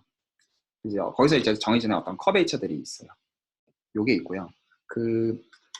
제가 하는 지오메트리는 어디에 있냐면 저는 컴플렉스 매니폴드를 하거든요. 그러니까 저는 그 컴플렉스 필드를 써요. 리얼 필드 대신 컴플렉스 지오메트리를 전 공부하기 때문에. 그래서 그거는 컴플렉스 매니폴드예요. 그래서 얘는 인터섹션이 존재해요. 하지만 아닌 세계관이 있어요. 그래서 이쪽은 예를 들어서 리마니안 매트릭 대신에 그 허미션 매트릭이라는 걸 쓰고, 그리고 이쪽에서는 뭘 쓰냐면 커넥션도 다른 걸 써요. 여기서는 이제 천이라는 분이 그 정의하신 천 커넥션이라는 걸 쓰고, 또 그거에 따라 가지고 나오는 커베이처들이 좀 달라요. 근데 인터섹션에서는 같아집니다. 그리고 이 인터섹션이 굉장히 중요해요, 물리적으로도. 그리고 예를 들어서 또 다른 지오메트리도 있어요. 서브 리마니안 매니폴드. 이거는 이도저도 아니에요. 그래서 이거는 얘를 사실은 포함하는 클래스예요. 요렇게 포함해요. 그래서 일반화한 거예요. 그래서 리마니안 매니폴드를 이제 포함하는 그러니까 이제 나쁜 경우들을 허용해 놓는 거예요. 그래서 여기서는 이제 실제로 리마니안 매트릭이 아닌 다른 매트릭을 썼어요. 보통 이제 서브 리마니안 매트릭이라고 보통 불러요. 그러니까 저희가 설명하려고 하는 거랑 달라요. 그리고 커넥션도 다른 걸 써요. 보트 커넥션이라고 하는 걸 다른 걸 쓰고, 그걸로 인해 가지고 계산도 다 달라지고 보는 커베이처도 달라요. 그래서 얘는 이제 리마니안 매니폴드에서의 그거를 이제 좋은 예시로서 보고 이제 좀 더 이제 다른 맥락에서 일반화를 시도하고, 그래서 이런 식으로 카테고리가 다 나누어지고, 그리고 여기서 이제 알제브릭 지오메트리 세계도 있어요. 다른 이제 대수기하의 세계. 얘는 또 이렇게 인터섹션이 존재해요. 그래서 얘는 따지는 대상이 매니폴드가 아니에요. 근데 그 특정 대상들은 매니폴드가 됩니다. 그래가지고 그 땡땡 지오메트리를 붙이는 순간부터는 어떤 매니폴드를 보는 건지, 어떤 매트릭을 보는 건지, 어떤 커넥션을 보는 건지 다 따져줘야 되고, 제가 이제 응용 쪽에서 가끔 머신러닝 쪽에서 따지는 그 지오메트리는 인포메이션 지오메트리거든요. 그건 한 요 정도에 있는데, 그거는 요렇게 있어요. 그래서 여기서 쓰는 매트릭은 또 다르고, 커넥션 또 다르고, 커베이처 다 다릅니다. 근데 그 프레임워크는 다 똑같아요. 그러니까 이 정의하는 방식들과 보려고 하는 양은 다른데 성질들은 지오메트리한 스트럭처들은 전혀 다 달라요. 근데 가장 기본은 리마니안 매니폴드, 그러니까 리마니안 지오메트리. 그게 그래서 가장 표준이 되고요. 그러니까 나머지는 약간 리마니안 지오메트리 기준으로 비표준이지만 그렇다고 덜 중요하다는 의미는 아니고, 20세기에 있어가지고 리마니안 지오메트리가 되게 잘 정립이 되어 왔어요. 그래서 이제 좀 더 이제 확장되어지는 과정이 현재 이제 지오메트리 필드에서 일어나고 있는 일들로 보여요. 제가 보는 관점에서는. 그래서 아까 제가 그림 그리는 세 개는 리마니안 매니폴드의 모델가 가장 기준이 되는 공간들이에요. 그래서 리마니안 매니폴드 간에 다른 걸로 보면 다 각각의 이제 모델들이 있는 거예요. 다른 맥락에서 기준으로 삼는 거죠.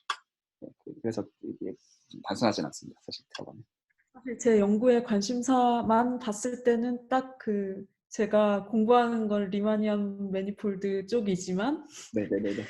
형태를 봤을 때, 그러니까 이게 어떤 매니폴드의 특성을 가지는지도 그러면 수학적으로는 그 정의에 따라서 네네네.